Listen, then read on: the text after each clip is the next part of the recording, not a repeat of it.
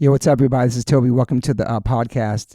If you're a new listener, welcome. I'm going to give a big shout out to my day ones for the past 6 years, my subscribers, my listeners. I appreciate people who talk about this podcast, who share this podcast, who support this podcast, who write reviews for this podcast. Really appreciate all your support. I've been doing this for 6 years. I've been giving it away for free. So many people ask me why I don't film it, why I don't monetize on YouTube, why don't I charge people for it on Patreon? And their answer is because I don't want to. I love these conversations in my kitchen. I love the honesty. I love that people want to come back for 2 or 3 episodes, the reoccurring guests that I have all the time. I love it. No lights, no cameras. I myself do not like going on podcasts that are being filmed and have lights. I've done it a couple times. I'll probably never do it again. I don't feel like myself in those situations. So I want all my guests to be as comfortable as possible. I do have sponsors. The sponsors keep my shit going. They keep it alive. But I will never interrupt a conversation with an ad in the middle of it. People do that all the time, and I will never interrupt the flow of a conversation. So don't worry about that. But I do have amazing sponsors who I align myself with, the products that I use on a daily basis. I've turned down so much money for sponsors that want to be part of this podcast with companies I've never tried or didn't align with. I'm very picky about who I have on my sponsors and have on this podcast. That being said, check out the sponsors. Joe, cue up the music. Since 1987, Rockabilia has been around doing officially licensed merch. No bootlegs from all the artists that I freaking love, from pop to hip hop to rock to hardcore to punk. Over 500,000 items on this website, independently owned, operated in the USA. Custom limited collabs drop every month exclusively on this website from visual artists and tattoo artists. We have so many bands that I love and artists that I love, from Gaga to Blink, Katy Perry, Bad Brains, Beastie Boys, De La, Tribe Called Quest, 50 Cent, Billy, Deftones, Dead Kennedys, DMX, Dr. Dre, Eric B. and Rakim, Goo Goo Dolls, Hall & Oates, Wu-Tang, U2, Snoop, TSO, and Paramore. Those is to name a few of all my favorite bands that are on this website. I've owned t-shirts from all those artists throughout my life. Now I know to go here only. All officially licensed merchandise. Check out Rockabilia Instagram. Also go to rockabilia.com and use my code OLLC10 and get 10% off. That's rockabilia.com. Use my code OLLC10 and get 10% off your purchases. Thank you to Rockabilia for being our new sponsor. Welcome to OLLC fam.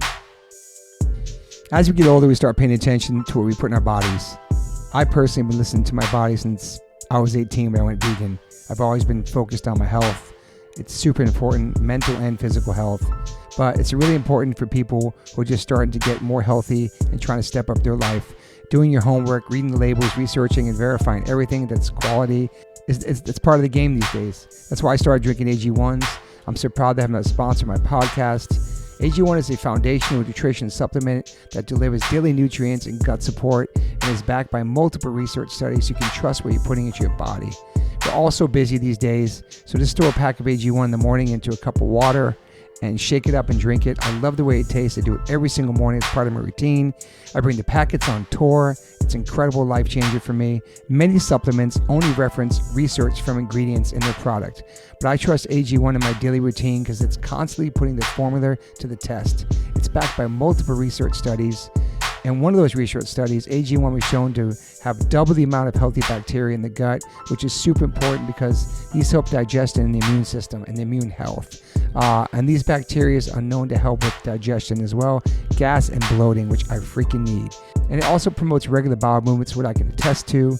In another research study, 97% participants felt more energy after 30 days and 91% of the participants noticed that they needed less coffee after 60 days.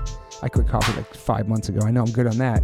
But AG1 is packed with a variety of nutrient-dense ingredients and is the perfect complement to my healthy diet. I drink it because I know it's going to work and it gives me a peace of mind covering all my nutrition bases for the day.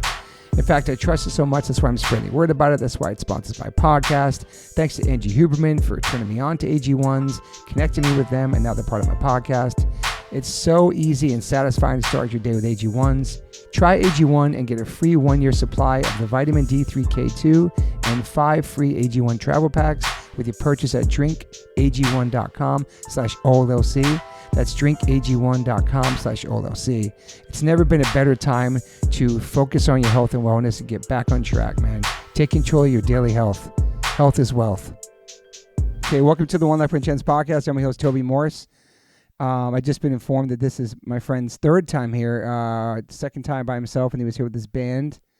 I'm gonna say Sammy Drains in the house. I like that. That's perfect. Ciaramitaro. Yeah. Ciaramitaro. I'm trying to pronounce people's names. It sucks. I suck at that. Pronounce it for me. Ciaramitaro. Yeah. Yeah. But I'll take any variation you give me, I'm with. I love it. Are you Italian? 100%, yeah. Yeah, 100% Italian, dude. Yeah. 100%, man. I don't know why I'm saying about how cool your dad is, too. Oh, we'll get dude. to that, too, because he's in the newest video, which is awesome, dude. So Sick. supportive. So the last episode you hear was episode 223. That was 2023. I mean, a lot's happened. Obviously, we did that tour. We talked about that. But Living Proof came out on Epitaph.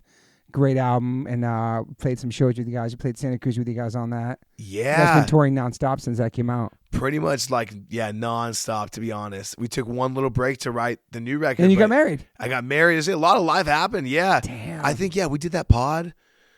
The last episode. Yeah, I got engaged shortly after. Congrats, man. Dude, thank you, man. She's awesome, man. Oh, I'm so lucky, man. And honestly, yeah. It's nice to have like a normal girl that's not from this world. Dude. How'd you pull it off, man? Honestly, I gotta say, I was talking about this the other day, and it's true, man. Like most things, minus the things my parents have raised me with, most good things that have come to me in my life as an adult, in some way or another, have stemmed from this band. Have stemmed from hardcore, stemmed from Drain. I just stayed in Santa Cruz. And to do Drain, I was like, I finished school and I was like, I'm going to stay here. Yeah. I got to find a job that lets me tour, some job that doesn't super matter. I worked at a bakery, and that's where I met my wife. She's my coworker. It's amazing, man. Yeah, which is, and so, even though it's like, so it's indirectly, but related. If it wasn't for Drain, I would have never stayed and done that, It's incredible, man. But yeah, normal wife is the move. I love it. Normal wife, normal life. Yeah, normally sometimes like kids will ask for homies. I'm like, dude, is your girl about hardcore? Like, no. I'm like, yeah, you're in. What does she think about it now? Like, does she like Drain? Truthfully, the music, I don't think she would even. Maybe she would recognize a song, but like doesn't know it at all. Doesn't listen. Of Drain, you mean? Yeah, maybe.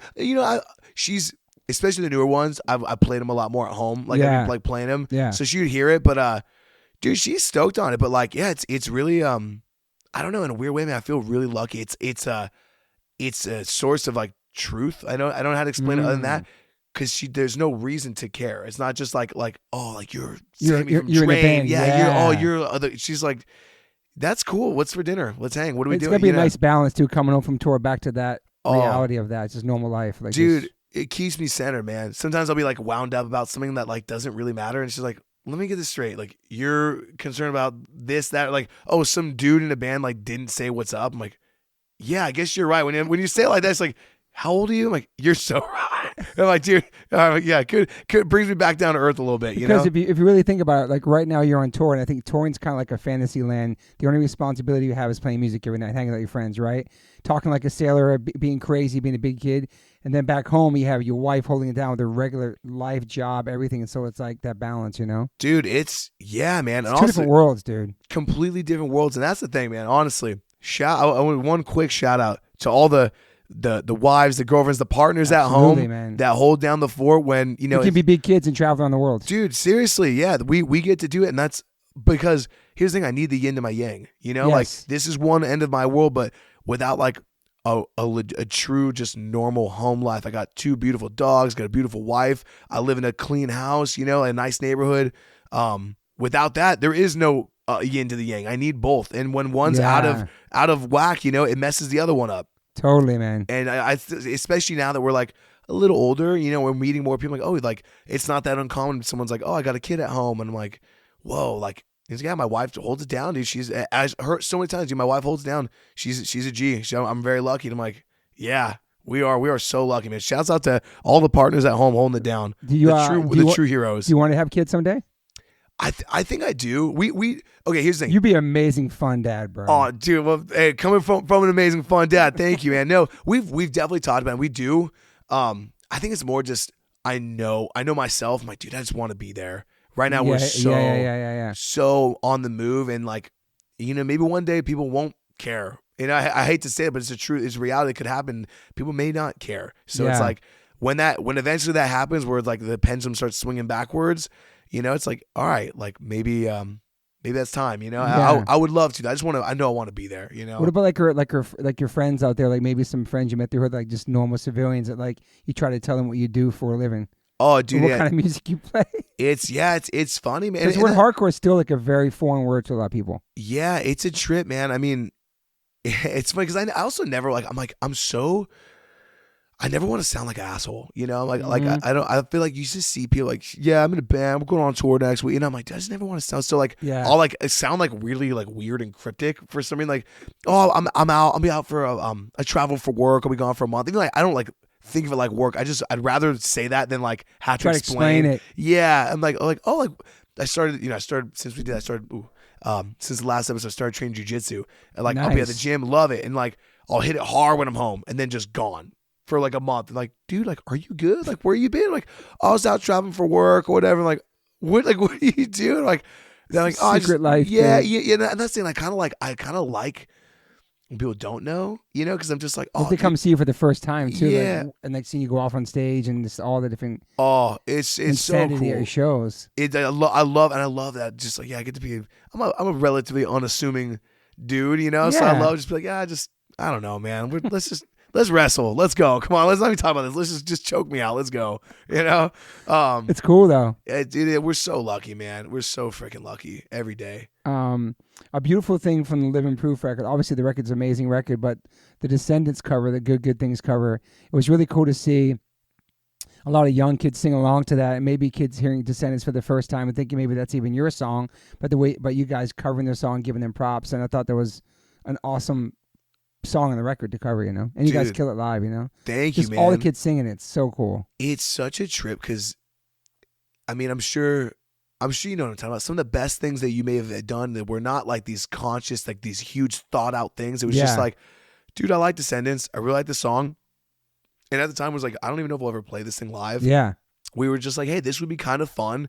Because I think one thing in our genre, I personally don't like when, you know, a band will cover a song, but it's like, I'm going to do it, but I'm going to scream it the whole time. You know, and I'm like, dude, to me, it's really scary to sing. That is so out of my comfort zone. That's so much more challenging. And so when we were like, dude, it'd be really cool to do this, but let's try to like, it'll be our own way, but let's try to like do it right. Let's try to match Milo's, you know, tone and do it.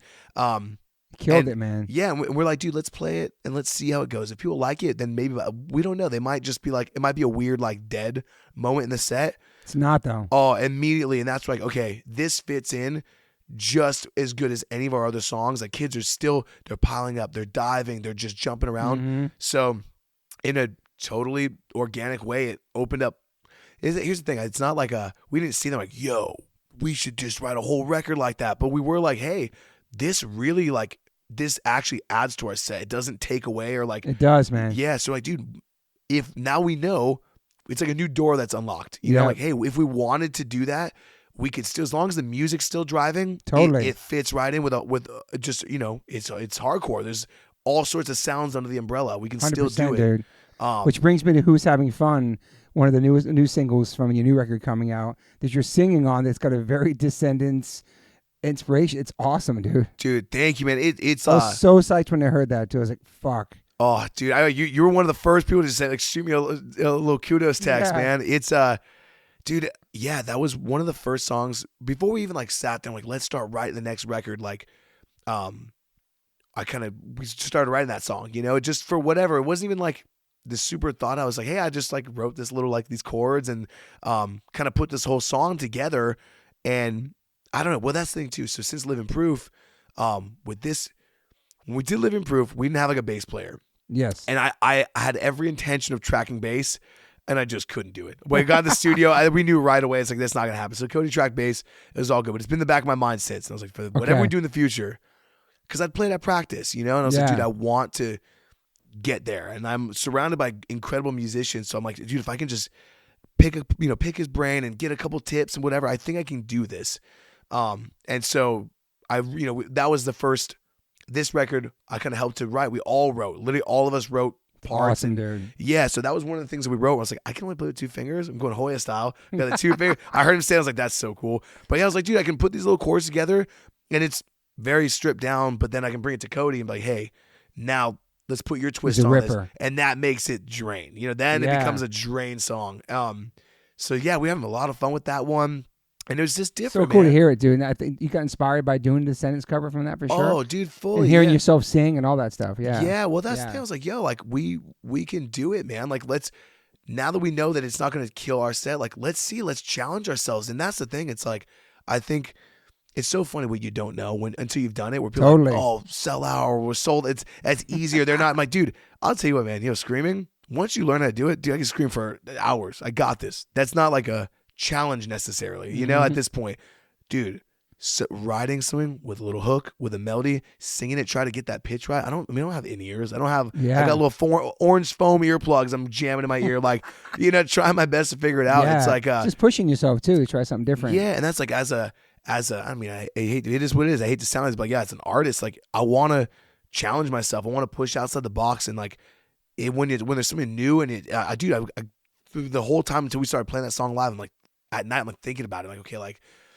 Are you playing it now live? Oh, yeah. Oh, cool. Stoked. Yeah, so you hear it tonight. Yeah, awesome. and dude, and it's going over great. Kids are loving it. They're singing it back, and it's like, but it doesn't feel like it's a dead moment. It's like, it's just really fun, man. It's nice you kind of tested the waters, not even knowing it with a cover song that wasn't yours. It was a more melodic song, right? Yeah. And then you did it, and it worked. Like, shit, maybe I could do an original song. It's awesome how that worked, Yeah, man. And that's the thing. It's like, I think until we had done that too, it's like, we all like that. We all grew up listening to all sorts of music, like on Live and Prove, we got a hip hop song. We got a clean cover. So it's like, I think we kind of wear our influences on our sleeve. And totally for someone to say like, oh, they're changed up. It's like, yo, dude, this is what we like. We're just writing the music we like. If you like it, that's a plus. But like, we're just doing what we like. I love that. We all like all ranges of music, and to deprive ourselves of getting to do that because of like, well, whatever rules there is. No rules. Yeah, like we'll do whatever we want. And that's what's so cool too. It's like you're gonna have that song on there, and it's sandwiched between just like pulverizing, super hard. Yeah. I love that. So epic. But dude. but I feel like hardcore's in a place now where you can be creative like that and do things like that, as opposed to when we were coming up. Like if we did something that wasn't in that world, like we covered a Madonna song 2001, people kind of freaked on, but they knew I love Madonna, but we still did it because I like pop music. But it was really unheard of to do something like that in the hardcore scene, to play something else or cover something that wasn't hardcore. You know what I mean? Like, and I always loved pop and hip hop, but now I feel like with like, think about Angel Dust, they could do a half acoustic set and the rest he's just sing with a microphone. Like kids are diving. I saw them do half and half set once where it was like totally mellow acoustic, and then all of a sudden he put the guitar down and it was just hard stage dive. He's going crazy. I love that, dude. Oh, dude, you can love anything you want now. That's the thing, man. I mean, Angel no guilty pleasures. Oh, exactly. There's no guilty pleasures, and there's no reason to. Like, music is just, it's awesome, man. And it's a shame to cheat ourselves out of getting to play it. Like you're saying, dude, Angel Dust doing half acoustic, half regular. I love Angel Dust. I love all their range. And being a band in the. It's funny, we say, like, in the era of Turnstile, that is the biggest, most like culturally important band, but they're pushing the envelope, and we're gonna all walk through the door. You got Show Me the Body playing with the banjo, Speed playing a flute. It's like, dude. And so there's no rules, there's man. No rules, dude. We can all just explore music and have fun with it, and just do whatever we want. It's incredible. And there's no, like, this always says, like, there's no one sound of hardcore. Hardcore can mean different things to everybody, to you and to me. It's not just one sound or style, 100%, man. That's why it's like, dude, it's like the way you go about, the way you carry yourselves, the attitude you carry when you show up to play that show, and how you interact with your crowd, and how where your heart's at behind it. That's what makes it what it is, And yeah, I think that's the thing you've known, people have known that, but it's just really cool right now where you look and it's like, dude, these bands are getting so much attention. And they're just doing whatever they want to do. It's unreal, man. I know, man. I love it. Like the fact we're just talking. You got Scowl, Tsunami, Hollywood Palladium a couple nights ago. Crazy, dude. Huge show. We're playing with Kublai Khan Palladium tonight. It's like, these are humongous venues. Man. None of us ever dreamed that we'd get to like do. Yeah, Tsunami said that was their biggest headlining show the other night. Yeah. Dude, I'm sure, man. I mean, I know they've probably come close up, in the Bay, but like. Maybe LA, they meant, yeah. Yeah, but down here, it's like, dude, this is insane. That we're able to killed it, dude. It was so. I mean, Max turned me on to that band. Max was in the pit the whole night. Like, they're an amazing live band, dude. Yeah. Yeah, dudes, like what you're saying, wearing your heart on your sleeve. Joseph being able to say that. Us being like, yeah, we love Descendants, dude. Like, these are just, for example, it's like, or Cody being like, dude, I love hip hop. I love hip hop. Cool, yeah. So it's like, dude, It's so cool. Like I love the core, but Me I love too. everything. I love everything. You know, I love Yeah. there's so many things, man. And then we get to take all that and then bring it to the core. It's so sick, man. Yeah. I mean, I saw Turnstile a couple weeks ago. It was like 13,000 pre-sale or something with them in Speed.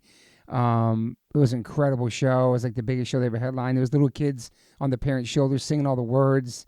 It was a beautiful evening, dude. Like the most diversity, and Yeah, it was unbelievable. crazy, dude. I'm so bummed that tour is going while we're out, and there was just ships in the night. There was not one chance. Like, dude, maybe on an off day we can like try to catch it, but hopefully they do another leg. We'll catch that one. Do you feel like under the Turnstile umbrella, I feel like it's like you guys, Knock Loose, Tsunami, Speed, so many bands under there, all Scowl, all these bands that are all like just, they're representing. They're the generations. I don't know what to call them, what the generation is, but it all helps everybody, right? They're all looking out for each other. 1,000%. Yeah, I mean, It all trickles down. Yeah, I feel like Turnstile knocked, Code Orange, some of these bands. Oh, yeah.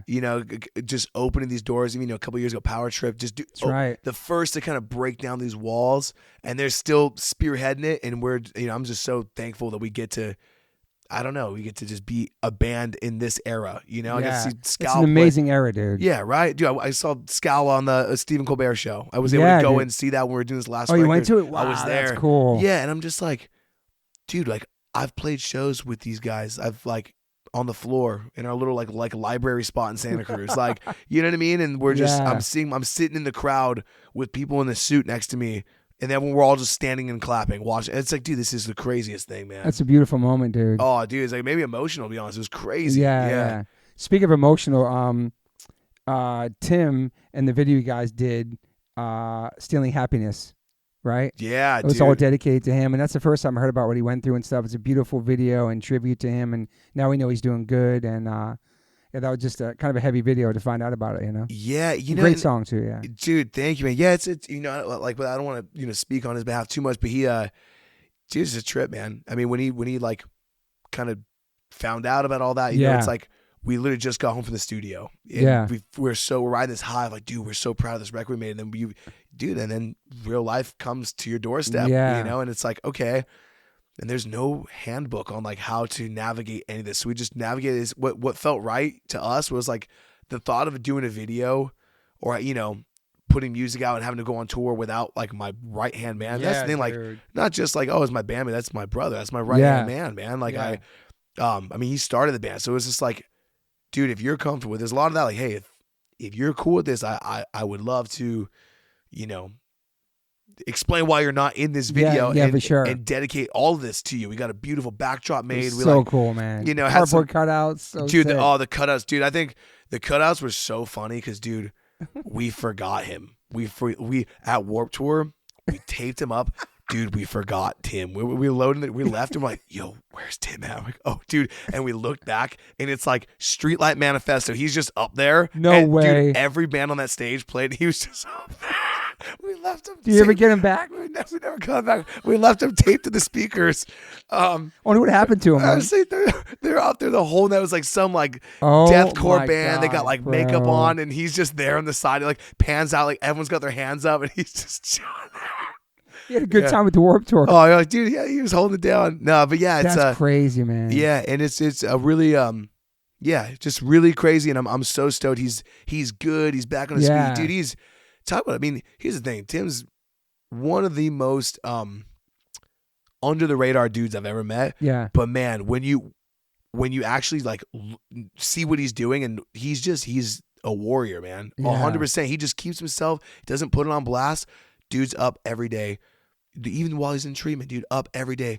Walking before the sun comes up, 10,000 steps, playing drums every day. Amazing, man. Dude, just a monster. And then his first show back was at a Long Beach Warped Tour. Okay.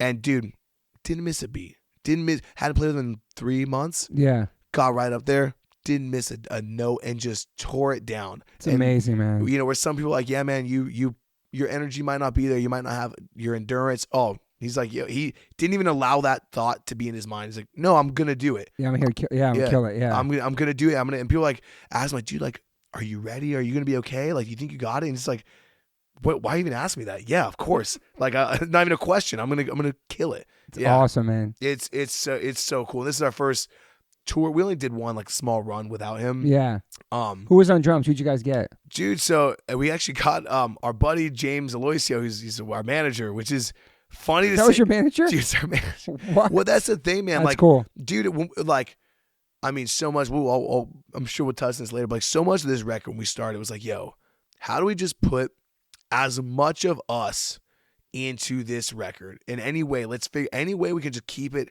100% us, you know, in ways that, you know, maybe just whenever there's an opportunity for it, you know? Yeah. So that was a prime example. It was like, we had this run booked. We had this thing was already announced, already, you know, a bunch of shows were already sold out. We could have dropped it. And he was like, yo, you should do it. Let's just get like a friend, someone that's actually our friend on drums. We could just put a random feel out to some dude that's a ripper that we don't really know. And James is like, you know, he's not on the stage, but he's just as much of like a part of the back end, you know? And so we're like, yo, I know you played drums in high school. I know you kind of know how to play. Do you think you can learn how to? You hadn't played in years and stuff? Like, he's not live. He tracked, like, he played on like some demos. Dude, like, bought cymbals, bought like gear to play with us, and just crushed it, dude. Damn. And so it's that's so cool. It worked out like that. Oh, dude, it's the coolest thing. I'm like, you know, talking to him, like, kind of switching that like manager to like friend hat a little bit. I'm like, dude, like, he's like, are you nervous? Like, a little bit, man. Like, I think I got this, but I'm like, dude, whatever happens, man. And dude, just killed it. Just that's totally so cool, crushed man. It. And yeah, it's just like you're not getting paid for these. You already get a percentage anyway. So. Yeah, I was like, dude, are you? How many shows did he do? Dude, he did 10 shows. Damn, that's cool, man. Dude, I mean, killed it. But dude, he got like 3 shows before and then Warped. It's like 10,000 people. Yeah, and he's like, dude, he was like, yo, what do you do? Like, putting a monitor? I've never played with a monitor. The last time I played was in high school. We just played like a house or whatever. That's incredible, man. Yeah, and I'm like, dude, that's up to you. I don't. Stepped up to the occasion, man. Oh, dude, and that's the thing. He's like, yo, like, I'm on. This is my team. This is my friends, my family. I'm gonna do it. You know. So that's it's really perfect, man. Kind of beautiful. You know what I mean? Like, really worked out. Totally worked out. And yeah, now after the last one, he's like, dude, I am done. I did it. Like, Tim, I'm stoked to sit back and watch you do it now. Back to managing. Yeah, exactly, dude. Yeah, he'll be that's there tonight. Cool. That's stoked. Awesome. Yeah. Nights like these, the video with your dad and is that everybody's parents in there? Yeah, so that's my dad, Tim's dad, and Cody's uncle. Yeah. So cool, man. Dude. Shout out to your dad, by the way. He's so nice. Your mom, so supportive. Your brother, such a supporting, like, loving family, dude. They're always so sweet, man. Dude, thank you. I'm truly like so lucky, you know. And it's been the craziest full circle because it wasn't necessarily always that way. And I don't even hold that over anybody. I get it, you know. I totally get it, dude. Like, you know, just come from like a total blue collar working class town. Everyone's like, dude, just. That's what it is, you know? Yeah. Like, you only have one brother? One brother, yeah. Okay. Yeah, so it's like when we're going to do this band, it's like, what do you mean you're going to do this band? Like, get down on the waterfront. Let's go. Like, you know? That's what they wanted you to do the water. Yeah. Oh, yeah. My dad did like just now, like he sold his business, but he was doing a party rental business. And I was like, I think it was kind of always in the back of the mind, like I would do that while I, you know, casual down in the docks in the Port of LA. Most of my family's down the waterfront.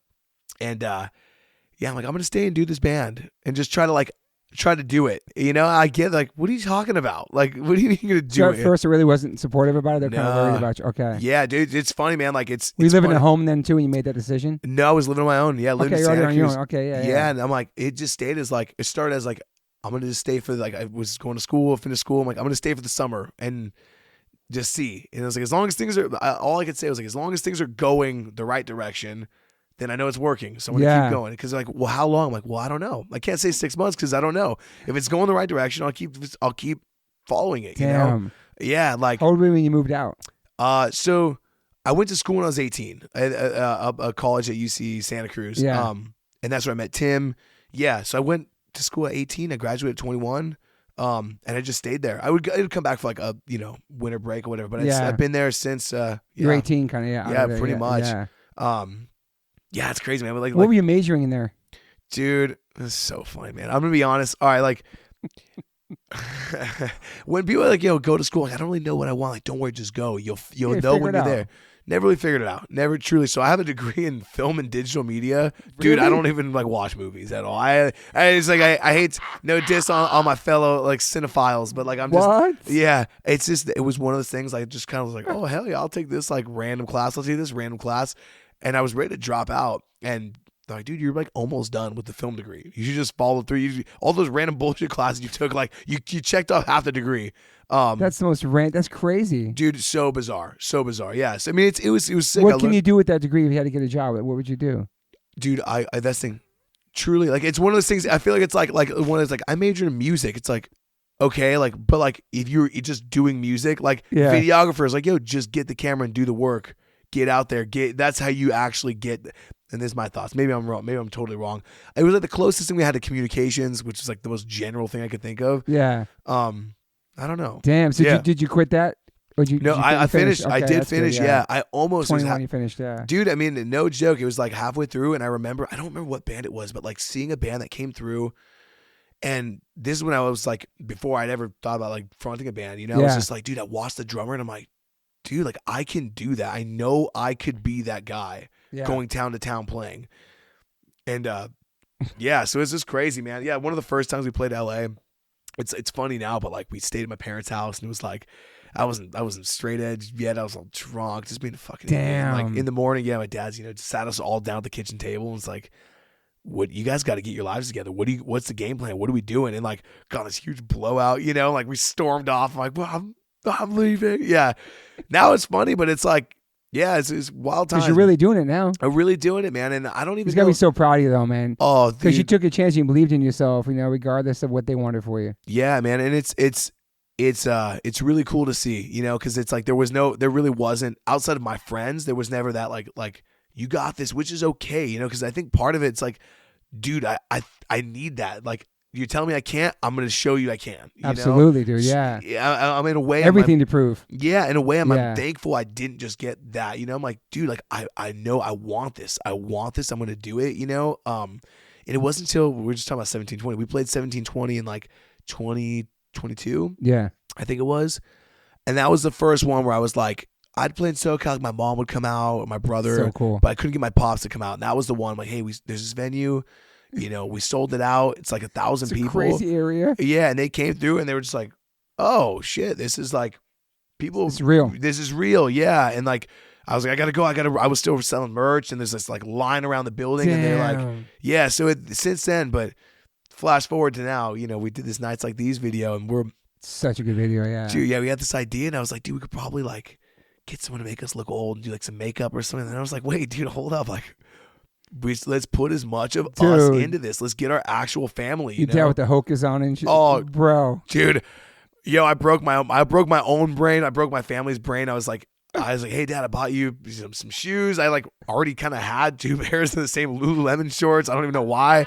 I was like, I got the shirt, and we like put the same fit on. We were like stood next to each other, and I was like, dude. It's so, dude, it looks great. It's so good, man. Oh, the whole lead up. I hit him. I'm like, yo, I got this idea. If you're down, you don't have to do much. Just like lip sync along. And I kind of didn't realize, I'm like, there's a million words in this song.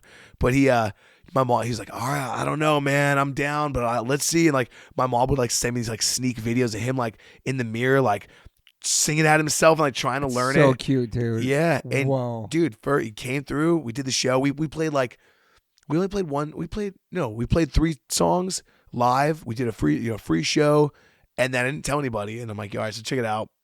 You didn't tell the crowd? No. I was like, here's what's gonna happen. Now you're here. We're gonna play this new song a couple times. You're gonna hear it. We're gonna play a recording of it that we did, like a little demo, and our dads are gonna come up here. They are like, these are not props. They are real adults. Please be fragile. Don't like kill them, but like rock out. No way, dude. And so they're up there. No pig piling on my dad. Oh, exactly. Yeah, and kids, dude, they were so cool, and everyone was so stoked, respectful and cool. Yeah. We all got off and like put hoodies on and like changed what we were wearing, and I'm like catching dives, dude. Truly, so you're diving, dude. We're diving, dude. Find that. Man, I'm in. At one point, I was in the front, and like I dove, and I just stayed in the crowd. I'm in the front, and I'm like just like fucking pushing people and having a good time, and like I'm hearing my voice, but I'm looking at my dad singing the words, and I'm like, dude, like my brain's melting. This is unreal. It's so cool. Yeah, it's so good they were down to do that. It was awesome. Yeah. Oh, dude, first stage dive 61. Yeah, that was his first one. He was like, he's so just like proud. He's like, I'm gonna fucking do it. I'm gonna just jump it. I'm gonna land on him. I'm like, let's go, Dad. Send it out. He's going to warn the crowd he's going to do it. You know what? He just did it. He No did it. Yeah, way. he just went for it. And they It totally was like caught my him. first dad's die, big deal. Nothing. No, he just did Wow. it in impromptu. I'm like, look at you, man. So epic. Yeah. Such a great video. And that's the thing, man. It was one Was of that the first song that came out? first So far? one. Yep. Yeah, we were like, yo, this is one of those things, man. Like when, what I was saying, eventually, man, maybe people don't care. This band's not the thing that matters, but it'll matter to us. And Yeah. and Video's going to be forever, dude. Yeah. it's for people. As much as I want to think that we're all going to be here forever. One day we're not I know. gonna, but we're gonna look back and be like, whoa, we had our family there, and like that was this super cool night, and like, yeah, So good, man. Such so a great crazy. video. Yeah, dude, thank you, man. And then you have Scared of Everything and Nothing out too now. Great, Yup. another great one. Yeah, dude, that was fun. Yeah, that was that's the last one we dropped. That the first day of this tour. So you have 4 songs out now so Yeah. far. Yeah. 4 out now. Record drops in like a week. November 7th. Yeah. Yeah. Epitaph Records. So stoked, man. It's so exciting, man. Dude, it's When the yeah. last one come out? What year? That was 2023. yeah, 23. So Yeah. kind of, it's weird. I feel we just hit it so hard on that one and You kind of did, went man. straight back, and just started chugging away. And Yeah. well, that's the thing, man. Half of Living Proof was written during like the pandemic, during the COVID. So Mhm. in a weird way, we're like, I don't know. We as a band have just grown a lot, and we've played, hundreds of shows between that record and now. Yeah, So yeah. we just kind of have a better idea of what we like, what parts and what moments work really well for our band, Mm-hmm. and so we just leaned all the way in on this one and just wrote it. First time writing with a producer. Oh, really? Yeah, never done that before. Who's the producer? This dude John Markson, based Okay. out of New Jersey. He's Okay. done like Story So Far, Drug Church. Oh, nice. Yeah, he's an incredible dude. Kind of like a modern day School of Rock Jack Black. Total, just Nice. awesome dude. And yeah, like You do everything there, vocals, everything was done in Jersey? yeah, everything was done there. Yeah, we wrote a lot of these songs. We'd do these writing sessions. We'd go out and like live there on this farm. His studio's called the Animal Farm. It's on a farm in New That's Jersey. sick. Dude, cows running around, chickens everywhere. Wow. Yeah, and we lived there. We stayed there in dead of winter and just Oh, dude. chugged away for a week straight, and then we'd go home and marinate. Next month, go back for another week, do it, and it was cool to see these songs kind of unfold. Like we took what we did from the garage, our little practice spot, and then brought it there and brought it to the next level. How long did it take to do the whole record? Dude, so we did 3 weeks. Yeah, Okay.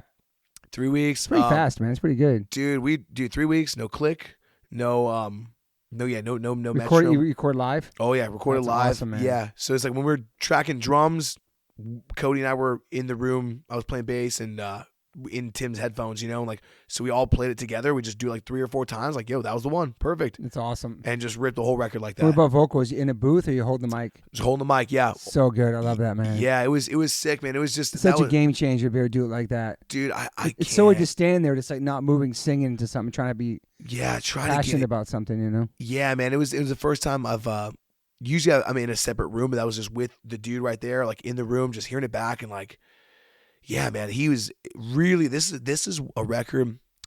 I'm sure if you're listening, you can hear this. I definitely don't enunciate very well. The words kind of all that. I like to say it's like I speak in cursive kind of. Everything just rolls in together.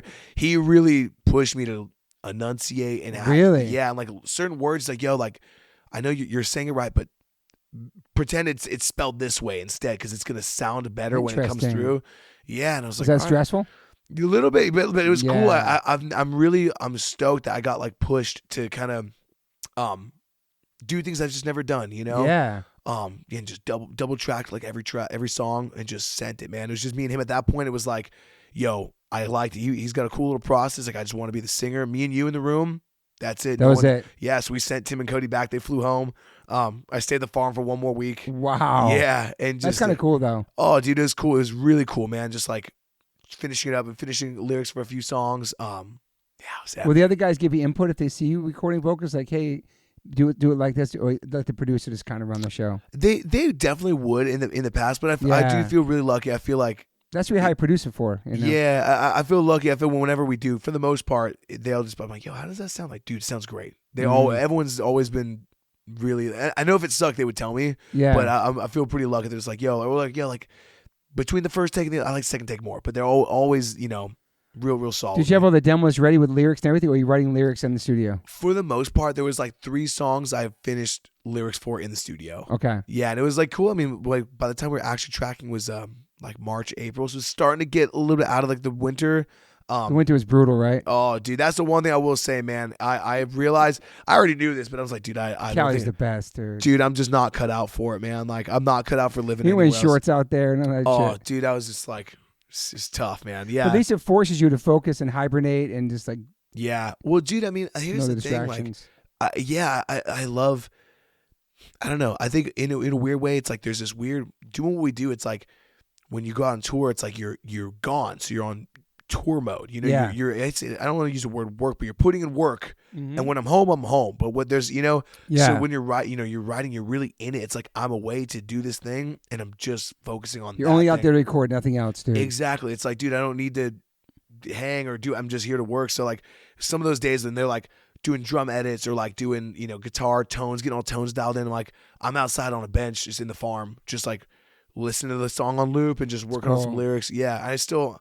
What part of Jersey is this? Like, it is in Flemington. okay, So okay. Yeah, about what was it, about an hour? It's not really near like any kind of like Nothing, city, dude. nothing like that. Yeah. 3 miles from a Walmart, and that's it. Just on a Damn, farm, dude. It was a trip, man. For night, dude, like night About one. food and stuff. Oh, yeah. dude, night one, I'm out there and I hear like these like chickens screaming, and I'm like, oh my god. In the morning, there's like a dead one. There's like, oh yeah, dude, like they got foxes. Came out and got them. Like, dude, I live in a neighborhood with streetlights, man. This is crazy. I don't know what's going on. I'm a city slicker. Yeah, dude. Like I can't hang, dude. Yeah, That's just normal. it's just totally. Yeah, damn. Is it far from New York? It's far from the city? Like an hour and a half or so. Not bad, yeah. I was going in, dude. You going to the city? I went in on every off day we'd go. I did my back, dude. I got my back all tattooed. Oh, fuck. Yes. Who did it? This dude Ian Wydrick at Smith Street. Yo, actually, Smith Street. random younger dude, like my age, plays guitar on Snapcase. He's like Really? a live dude for Snapcase now. Yeah. Wow. Just absolute So you were crushers. going to get your whole back done while you were there? Yeah, dude. So I'd like, Take a train or something? yeah, driving, got a little rental. Yeah. So I'd kind of plan out like, okay, That's cool. I'll do like outline on this session, let that heal. Next time we go out and write, I'll do like, the black or half the black. And, so I got my full I back can't wait to done. see it. It's all done. That's cool. How Oh, long did it take? Dude, 8 sessions. Like, yeah. Damn. I don't remember how many It's hours. intense. The back's intense, man. Dude, it was Lower back, the sides, all that stuff. Oh, dude, it was no joke. And it separates the weak from the strong, How'd you find the artist? Like, how'd you pick them? Dude, I've got a few from him. Okay. I found him when he was tattooing at a different spot called Allied in Brooklyn. I got tattooed there twice, I think, and then he switched over to Smith Street. So I've It's a been there. legendary spot. Too, Oh. Smith Street. Yeah. Dude, so sick. I've been there quite a few times. So when I knew I wanted to do the back, it sounds dumb, but it was like watching Angel Dust on that tour we did, that Good tour. I think they all have back pieces. Oh, yeah. And they're all like, halfway through the set, one shirt comes off, and the other guys, I'm like, dude, you guys all look so cool. I was like, that's it, dude. I've been like kind of on the fence, and that was like the push over the edge I needed. Damn. Yeah, dude. So, Do you want to get fully covered, like sleeves and everything? man, all right, here's the thing. I don't know. I'm a little weird. I feel like I will once I got everything that's covered with a shirt covered. If that makes sense. Yeah. Like right now. Because you can cover everything up pretty much. Yeah, right now it does. I don't visibly appear like heavily true. tattooed, but I don't want to say heavily. I'm getting there though. Whatever that word is, like my good amount of my torso's done, my back's done. But you can still cover it up if you want to in everyday life, whatever. Yeah. Yeah, which is like, it's funny. Some of my buddies like, you're like scared of having. I'm like, no, I love them. It's like you're Clark Kent and Superman or something. Yeah. Man. And it sounds so dumb. I got a couple, like years ago, just friends that were like, oh, dude, this guy's like blasted, crazy, like hand tats. And then like we went to the beach. I have this distinct memory of a buddy went to the beach and he took his shirt off and just nothing. And right where the sleeve tan line like stops, nothing. And I was like, oh, you got like the reverse. You can call it the Warped Tour sleeves. Everything that's like, like you look tatted, but you're not really like, Whoa. And I was just like, oh, I'm going to do the opposite. Whatever that is, I'm going to do the opposite. So we had sleeves and nothing on his body? Dude, down to the hands. As soon as it hits here, no pec, no stomach, no back, no, they even got neck done. But They used nothing. to call it the Warped Tour bodysuit back in the day with like scarves and gloves or whatever. Yeah, see? Yeah, I was like, dude, I'm going to do people the just get their opposite. hands on their necks and nothing else. Yeah, and I'm just, dude, and that's the thing, man. Like, tattoos are they're dope. So anyone getting them, respect. But I'm like, for me personally, I want it to be when I finally get that forearm tattoo. It's like, oh, he's out of space. Oh, yeah. Have you got the forearms yet? Nothing, Yeah. dude, nothing. Yeah, nothing. Does your dad have tattoos? No, none of my Your brother? No, my mom's got one. I got Your mom's got one? Yeah, I got my first tattoo. I got like the same. Me and my mom went to like walk-ins and like got a tattoo. That's cool, yeah, man. it was sick. Yeah. Is your brother older or younger? He's young. He's 2 years younger. Yeah. Is he into the same type of music? Okay, here's the thing. No, but like, I was just having this conversation with someone the other day.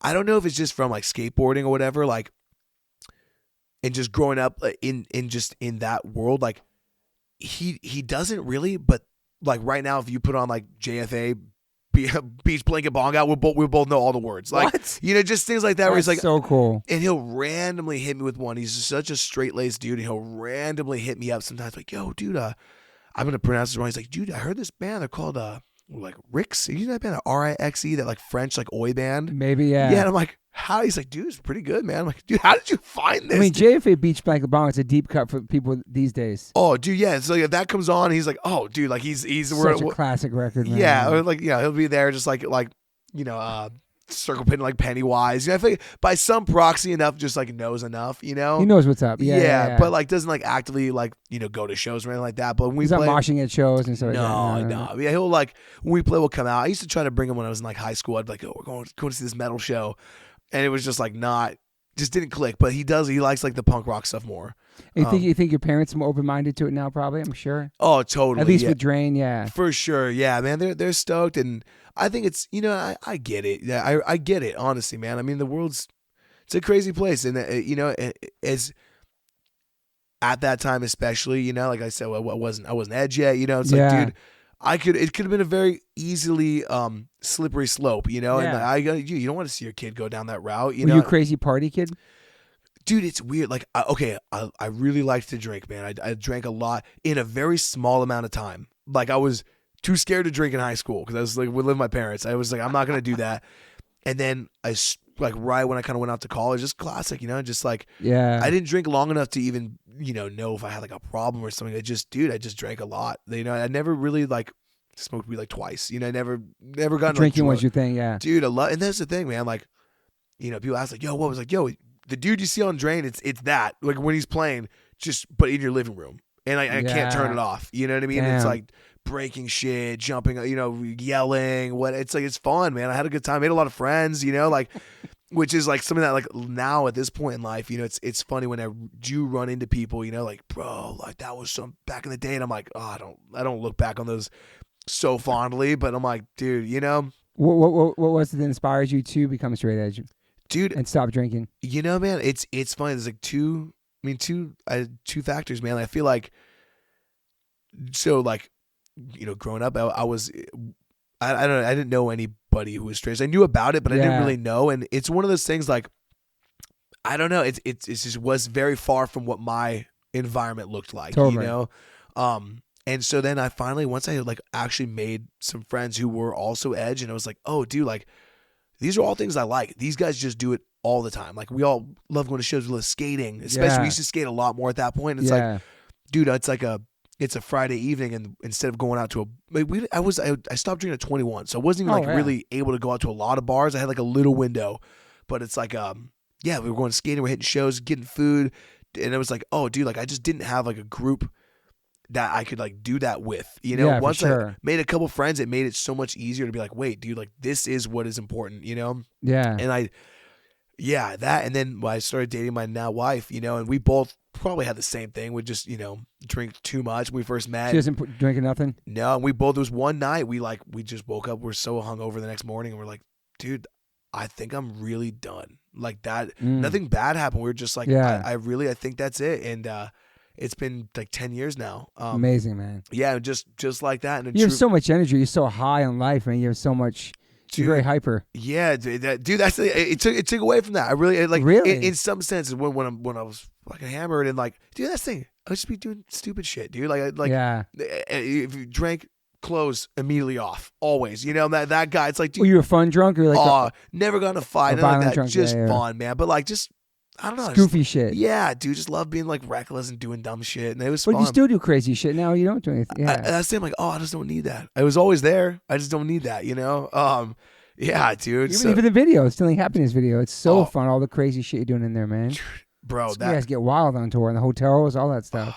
Dude, that was like... That's just stuff you've been doing. That wasn't for the video. That's just stuff for years of being recorded. Dude, that's like... There's so much that we couldn't put in that. I'm sure. Some Jackass vibes. Dude, total Jackass vibes, dude. I was so bad, dude. I don't even know.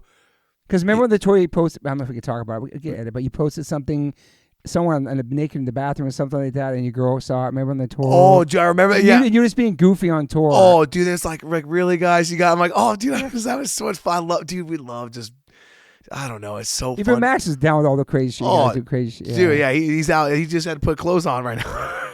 No, it sounds dumb. I think it really is a growing up on like a Jackass generation. Totally. And you're on tour. Jackass generation. I can't even imagine like what that would be like, dude. Like that's all I know. I'm like that day I was like, oh, Sam's in the shower. Let's go pull the curtain and take a picture. I'm like, like, dude, throw the drain emoji over my crotch, like, and put it on the story, dude. It's like the most horrifying thing you've ever seen. Did people freak on that back then? Oh, dude, like it was just fun. It was just fun, yeah. Like it's we just you have to have fun, man, dude. And that's the thing. There's too many rules. Like you should be able to have fun, express yourself, and you're not hurting anybody. You're having fun with your friends. Exactly, man. That's the thing. There's a line. It's like, yo, we're not. And if people get offended by it, don't look at it. I don't know. It's just the time we can. You know what I mean? That's my thought. I'm like, dude, we're just having a good time. Because here's the thing, man, and you know this just as well, man. If you're not having fun and you're out on the road, things get dark, dude. Things can get dark real quick. Totally. You know? What's the point? The whole thing's about having fun, dude. Yeah, if you're not enjoying yourself, and it's not just like the 30 minutes you're on stage, that's the tiniest part of being on tour. There's a lot of other time, dude. If you're not in good company, it was 23 hours, bro. All that stuff leading up to the show, man. It's a lot, dude. I mean, we're right now. We've been talking about it. We're on this family RV. It literally it can fit 6 people. We're 6 people. That is it, dude. That with you were saying you're rocking a helmet in there too. Oh, dude. Because you're getting banged around? Dude, like 2 hours of sleep. We hit a Walmart in the morning, and I don't know why. I was like, all right, this is what I need to get. I bought the wrong kind of. I bought not a sleeping bag, but I bought like an outside sports poncho. I thought it was a sleeping bag, and I bought a helmet. At 2 hours of sleep, that made sense to me. I was like, I'll get this helmet so when I get rattled around, I'll be safe. Brutal. If we get in a car accident, so I'll be safe. With the helmet. Yeah, with the helmet. It was just like, yeah. The this thought was for there. The listeners, Drain, like, I mean, yeah, I mean, this is singer from Drain talking about how they're rolling right now in 2025, man. They're not some fancy bus, not some crazy Mercedes Sprinter. They're in an RV, dude. Dude, family sleeping on tables on the floor. Dude, straight up, man. And it's fun. These are memories you're creating, though. Oh, dude, it's the best, man. I think it sounds crazy for people who don't really understand it, but it's funny because I mean, yeah, it's crazy, man. We had some kids the other day that were like young kids. They were just asking us like random questions, and I'm like, dude, it's crazy because I would have never.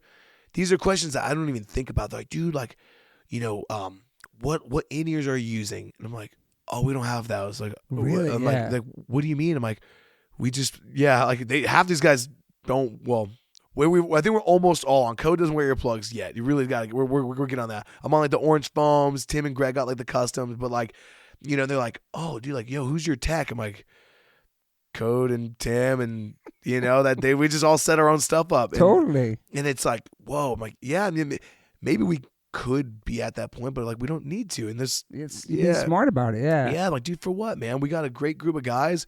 We got time.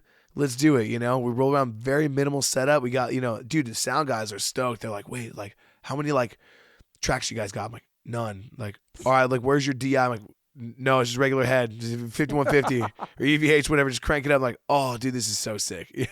And I get it on different levels. I just went and I performed Pop Roach, and they all wear in-ear monitors, and I was in DC with them, and for the first time we did a sound check, and then like, you want to wear it? I tried during the sound check. I couldn't do it. I've never done it.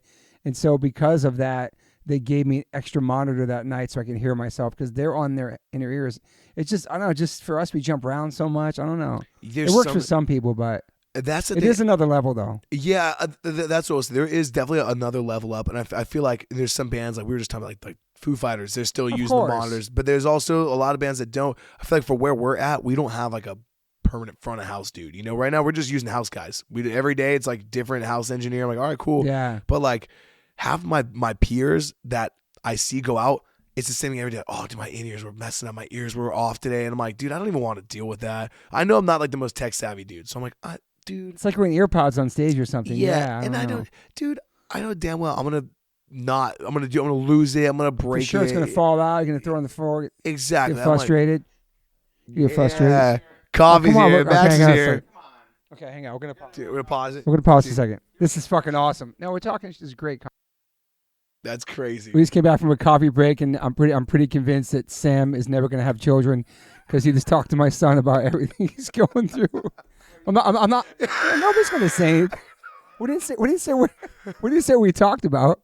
No, Max is a good kid. Max the man, dude. I love it. Thanks for the coffee, Max. I'm having a great time hanging out with Sam right now. Sam, what was the music you were listening to before you found hardcore? Dude, so okay, Just normal ass music, and your parents playing music in the house. Yeah, We're about to get jacked in coffee right now. I'm excited. Okay, let's go. Yeah, for everyone listening, it's about to get real fast paced. Just stick with it, all right? Stick with it. We got me and Toby on the cup right now. It's about to get crazy. No, well, dude, yeah, my parents were like super into music, but I mentioned earlier my dad did like a party rental business, so we would drive around do deliveries with him, and he'd have like a Led Zeppelin 2 and a Black Sabbath Greatest Hits. That's all I remember. So in Sublime Greatest Hits, be just jamming. But like, I don't know. So I think that's where like I kind of got into like the metal route. Yeah. So like pre-hardcore. Well, that's what's interesting. I didn't really know the difference, if that makes sense. So like, I got super into like thrash metal and into punk rock. Yeah. And I didn't really know What kind of thrash metal for listeners? Like oh, what? dude, I was obsessed with like all the Bay Area thrash. Okay. Testament, Exodus, obviously Metallica. Yeah. But like just all of it. I was just hooked. I tried to go to like as many thrash shows as I could when I was living, in my parents' house in LA. What was like your first like concert? Dude, so first like concert, I saw Metallica on the Death Magnetic tour. Damn. Or no. Sorry, before that. First actual concert, which is a crazy full circle. It was the K-Rock Almost Acoustic Christmas. Headlining was Linkin Park and Bad Religion, which is crazy full circle now because they're on the label that, I watched him at my first live music event. Shout out to Brett Gurwitz and Epitaph. Oh, dude, thank you, Brett. Yeah, crazy, man. Like, so insane. But yeah, like my first show though, I was a sophomore in high school when I went to Chain Reaction. And I saw, nice. Death Angel. Damn. Yeah, I love Death Angel, and that was the first time I went to like a club, Yeah. and it just hooked in, man. Like, but yeah, like, and then from there you find like harder, like hardcore, whatever. yeah. Well, so that's what's funny, man. I love thrash metal. I love punk rock. Punk rock I found more from the skateboarding side, For sure. and just kind of whatever was around. Pennywise, No Effects, stuff like that. Never got super into No Effects, but like Pennywise, loved Minor Threat. Loved Minor Threat, like Awesome. Bad Brains, whatever was jamming. Like Channel Street Skate Park was like my local skate park, and I feel like there's always just like it was always just music kind of bumping. I don't know how I know it, but it's always the soundtrack back then. Yeah, it's just around. Like one of my older cousins was in a like a hardcore like punk band called Destroy LA, and he kind of put me onto some stuff. So I just learn whatever came across my radar. But then there'd be bands where it's like the big ones I remember was like Trash Talk and Rotting Out, where I was like, dude, these are like these dope punk bands, but like they're different. Totally. It's not like punk rock. I didn't know what to call it. And then Power Trip, I'm like, yo, this is a dope thrash band, but there's this other element to it that I didn't know what to like, oh, it's like they're hardcore bands. They could play on a punk rock fest or a thrash metal, metal fest, but they're actually like a hardcore band. And so that's like this weird, like, it was like I listened to it without knowing what that was, really. And they're California bands too. Dude, so not too far sick. from you yourself. Yeah. Oh, dude. Yeah, first I moved to Santa Cruz, and within the first week of being there, it was like Odd Future was playing at the... Oh, that's sick. Dude, Odd Future, yeah, was at the main venue, the Catalyst, and then across the street, it's called the 418 Project. It was Trash Talk playing an after show. And those two are friends. Yeah, that's awesome. Yeah, dude, that was like peak, like Odd Future, like, or maybe not peak, but like, I might say so, like before it was like Tyler Creator doing solo stuff, but like, dude, and being at that, and I remember like being at Trash Talk and just being like, dude, this is some other. I don't even know what I'm seeing right now. This is insane. Yeah, these are great frontmans, a great band. Oh, Lee's the best. I love their crossover into hip hop with the Odd Future crew and all that stuff was awesome back then. Dude, it's so cool. You would see Tyler in LA diving at a Trash Talk show and stuff like. Oh, were you a hip hop head too? Not a ton. I mean, like I feel like the big stuff I was into, but like I'm still not like the biggest head, but like I could probably recite every song on Ready to Die front to back. You know what I mean? Like I love that, dude. Yeah, like that's sick. So I guess like more than someone who's not, but like the reason I say Cody, our guitar player, he's massive like hip hop head. So for when I think of hip hop head, I'm like, oh, he's on another level. He's I'm on to newer shit too, though. Oh, new, old, everything. I'm like, dude, like I got like the classics, the Wu-Tang, 36 Chambers. I obviously know all the staples, but like, yeah, dude, like when it gets like deep cut, I'm like, dude, he lost me, but he puts me on. Yeah, that's cool. Yeah. So dude. going to those shows and for the first kind of hardcore shows, you didn't have a band yet, right? At that moment. Yeah, I had like a little like a thrash band in high school. I was gonna ask you that. It's on my notes. Yeah, the thrash band before. Yeah, I was doing a little thrash band called Radiation. It was like fun. We just play like it's kind of like. And you were playing drums, obviously. Yeah. Yeah, I played drums. And just before Gulch. Yeah. Oh, way. Yeah, that was like that's what's funny. A lot of people think that band is like that was there, and then I did Drain after, and it was like Drain way before, and then just did Gulch for a little bit, but like what, and then still Drain. Yeah, it was the whole time Gulch was a thing. Drain had already been going for a while. Did you tour with Gulch around the States and stuff? Or was it more local? Dude, we were talking the other day. I think Gulch only played like 30 shows. Okay. Yeah, couple like East Coast shows. Yeah. Twice in Texas. Like nothing major, Yeah, dude, like, yeah, so I'm trying to think, what was it? Yeah. Well, that's why I started doing drinks. I went to school. I couldn't bring my drums, and I just wanted to be in a band. So I met Tim. I met the original dude who's playing guitar and Drain. We're all students at UCSC. So sick. Yeah, dude. And that's where we met there. And like, I was like, yo, like, what was Tim majoring in? Same. Me and him, we had a degree in film, dude. They both don't talk in the back, but they both got degrees in film, but they don't care about movies. They just did it they didn't know what they wanted to do, so they just picked something. Maybe Tim loves movies. Okay, Tim's a head. Okay. Tim is a movie head. Okay. I like that's what like the big like joke like our merch dude Mac, like he's like they like love Mac, Mark. They're all like, yo, check me out on Letterboxd. I'm like, dude, what's Letterboxd? I think it's like a movie reviewing app where it's like, yo, I watched this movie, check out what I wrote about. I'm like, dude, I don't know. So they're writing reviews on there? Yeah, I'm like, dude, I've seen more movies with these guys than ever. Like, I'm down. Here's the thing. So Tim's a legit movie head. He's a head, yeah. Total head, yeah. We met there, and yeah, dude, like, that was kind of it. I was like, dude, I've never done a band. I never really thought I would do like front a band. I just want to be in a band. Let's do it, What's the last job you had, like your real job before the band like kicked off? Dude, so the last job was it working at the bakery? No, I've had a few since. So I was trying to think, like, well, I was working.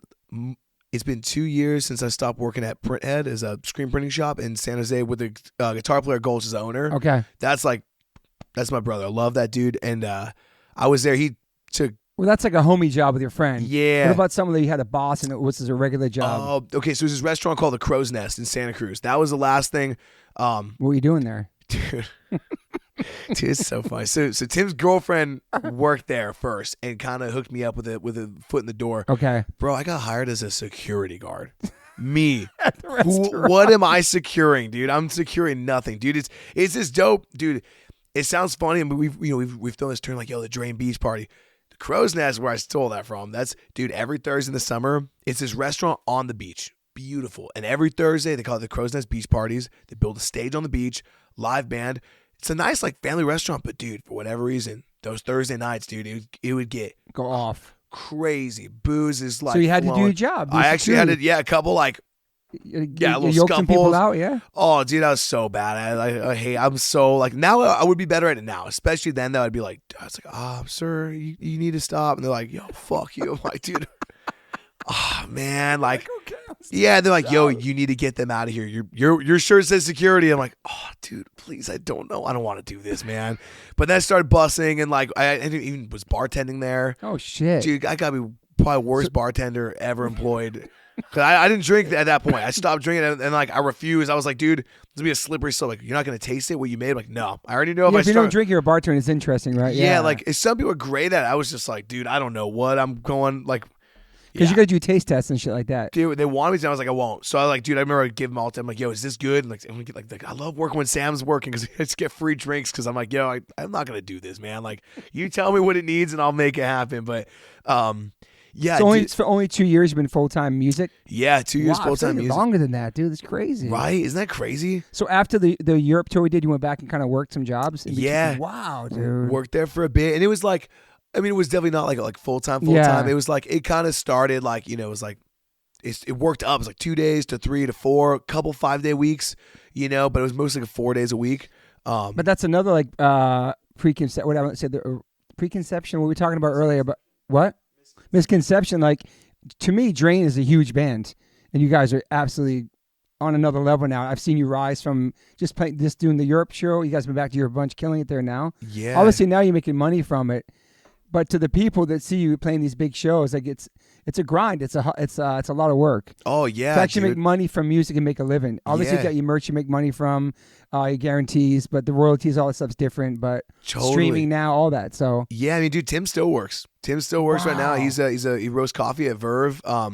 Dope coffee. That's amazing, dude. Yeah, dude. He's still like, granted, it's not full time, but like he gets home and he just goes back to work. It's good for the listeners because they have like a false sense of reality of like what it means to be in a band and how easy it is and the reality of like the money we make and how you survive doing this, right? So like, yeah, dude. They see you on Epitaph, they see you playing these big shows. You guys are everywhere you go, you're killing it. Your band's getting bigger every year, every album, right? Growing. And you do it because you love it, not because you're trying to be like rich off it.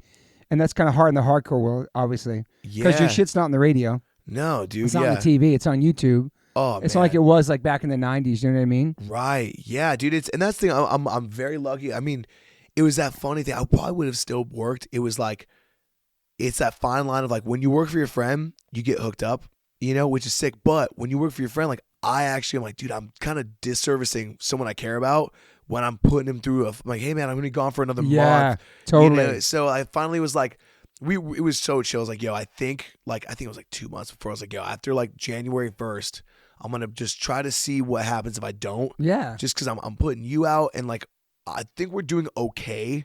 I just want to see if I can make it, and I'm glad I did, man. It was just, that's where it's been since. I'm like, dude, we're also gone at that point. We're like, I think we're going to tour a lot, dude. Yeah. At that point, it was like, we did as much as we could. We just didn't get a lot sent our way, So it would kind of naturally was like, yo, I think this record's going to drop. Yeah, that's what it was. We did our tour, and I stopped working. Fuck, was it right before? Either right before Living Proof dropped or right after it dropped. That's when I stopped. And it's gonna just see how it works, man. Yeah, you're still very young too, and you guys just—it's not like you're just getting started, but you still, this is like a career for you. This is like, you know what I'm saying? Like, you're not like 10 records in or nothing. No. So we're just kind of especially then we hit the pavement hard, and it was like, dude, if I'm gonna start doing these, like, out for a month, home for a couple weeks, out for another month. It's like, dude, I'm not going to put you, like, disservice you, affect your business, your livelihood, you know what I mean? Like, or, just making you have to work harder than you need to. But it's also nice to be in a place where you can do that now. Dude, we were so lucky, man. And that's the thing was like, let's just see and, definitely like fasten the belt and just see how long we can make it happen for. And luckily, dude, it's people, whoever listen and people that come out and see us, they let us do this, Yeah, man. And I do mean, I do more of the back end stuff. As best as I can. I'm not saying it's perfect, but I do all the back end stuff. So I got my hands pretty busy at home. What do you mean the back end stuff? Like, what do you mean for listeners? Yeah, so like the books and stuff for the tour or no? So I just recently stopped doing the books because it literally. Well, you got a manager too that can help with that. Yeah. It just got like way more than I was able to do. But like, it's kind of hard to give up shit when you've been doing it the whole time at DIY band and this is your baby. You know what I'm saying? To give up, like let the manager take over something. Yeah, well, dude, and that's the thing. There's no right or wrong way, Like there's a lot of bands that like our level or smaller, that's like they don't do their social media, they don't make their merch, they have no idea. They get the show and it's like, oh, someone made this for us. Like this is what we're selling today. Yeah, I don't know who the merch guy is, So I'm like, you guys are on top of your merch. Your merch is always on point, dude. Dude, thank you. That's me. That's like always. I mean, you change up for each album, kind of theme. Yeah, dude. And still the same character. Yeah. Dude, really try to lock it in. Every design we have is someone like I've found online, I've reached out to, come with an idea together and, created whatever it is and then figure out what garment it's going to go on. So I don't work at the shop anymore, but I'm still pretty like very much hands-on.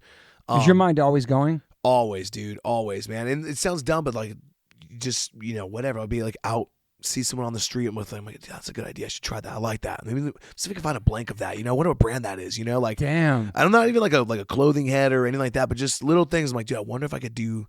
Like recently we saw like a Super 7 toys. I'm like, dude, it's great. I was great like, company. I want to see if I can make one of your Shark Kid. Yeah. We just got with the dude from Trash Talk, Spencer. Oh yeah. We just got those made. Just hit him. I'm like, yo, you do this thing. I want to see if I can bring this to the table. This is our logo. Here's like, That's great. So I'm pretty hands on with that. Whenever like someone orders a shirt online, More like tour leftovers. So that's all me. I have to fill out of my house, do all that. Do it yourself and pack it up? Yeah, for the most part. Yeah, like if it comes from like the website, it's a different person. But any like leftover stuff, that's always me. So you're doing busy shit then when you're home. Yeah. So you're doing band shit every day. Exactly, dude. Yeah. I mean, every day doing something, doing a call. And especially, yeah, it's like there's just hands, like, yo, like someone's going to send you a code right now. Can you send it over? It's to get into this, whatever, your old like PayPal. I'm like, always some shit, What's like a day in the life for you when you're off tour? Dude, so off tour, right before I left for this tour, my wife and I moved into an actual house, rented a house. Congratulations. Thanks, man. Yeah, we've been renting. It's real adult shit. Dude, very much so, man. So it's my new norm has just changed a little bit. But yeah, we were in an apartment forever, so we just need a little more space. Congrats, man. Yeah, thank you, dude. So lately it's been like wake up. I'm not like a super early bird, but like it's like 7:30 is usually when we're up. Yeah. 7:30 up. You sleep pretty good at night. It's hard to shut your brain up at night. Dude, it is what was. I've kind of figured out, dude, I just got to tire myself out through the day, which is like exhausting and good. Because you're nonstop. Dude. Oh, dude, I can't, man. So you have to work out, do something. Something, dude. And that's, so like up in the morning, I recently got a little coffee maker. So coffee's ready to go. One that you set the timer for. Yeah, dude. So like drink a little coffee, let the dogs run in the backyard, and I'll just like sit out there. Your backyard too now. Yeah, nice. I got it. First time ever having a yard. I don't even know. I got 2 little dogs, so we're always out walking. I used to just be walking all day long, and now I'm like, okay, sick. I can like do this. You guys run around. Watch someone I can show. Yeah. Oh, it's so incredible, man. But yeah, hit that. Make a little breakfast. Whatever's. Yeah, I don't even know. Can you surf or skate anymore? Dude, not a ton, man. I used to skate a lot. And as I got older, that kind of slowed down. And you don't want to get hurt for tour. Dude, yeah, it's weird, man. Like and like surfing, I got like I didn't grow up surfing. It's always been this like forbidden fruit. Like I love it, but I'm not really good at swimming, so I'm kind of scared of being in the water. Does anybody surf in the band? Dude, not really. Tim is one of those ones who's like, I don't surf, but if you give him a board, he will get out there and go like catch a wave all day long. Yeah, it's just cool because a lot of your artwork has surfboards. It's like very ocean beat. You know what I'm saying? Yeah, California. Yeah. And that's why we were like, dude, like for a while, I was like, is this like stolen valor? I'm like, no, dude, this is just what my world looks like. Yeah. Like I live a mile from the beach, legendary surf spot. You can attest, Stever's Lane. Yeah, the lane. I'm right there. So it's like this is just like. I love where you grew up, dude. Yeah, I love just reflecting where we're from. I love it. Yeah, I started surfing during COVID, and I at one point was hitting it kind of hard. I never got like great, but yeah, if I get out there right now, yeah, I can catch waves. Yeah. Oh, he's a dude. Joseph's dude.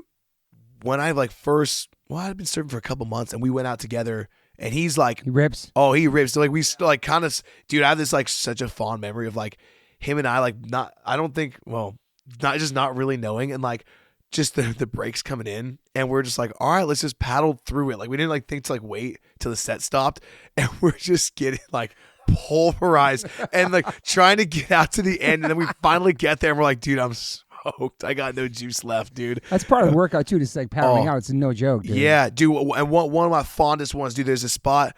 There's Steamers Lane, Santa Cruz. Then there's a spot called Indicators, a little bit down, a little further, into Cowell's Beach. Super popular spot. Some days when it's right, you can start at Indicators, and the wave will take you all the way into Cowell's. And you surf that one down.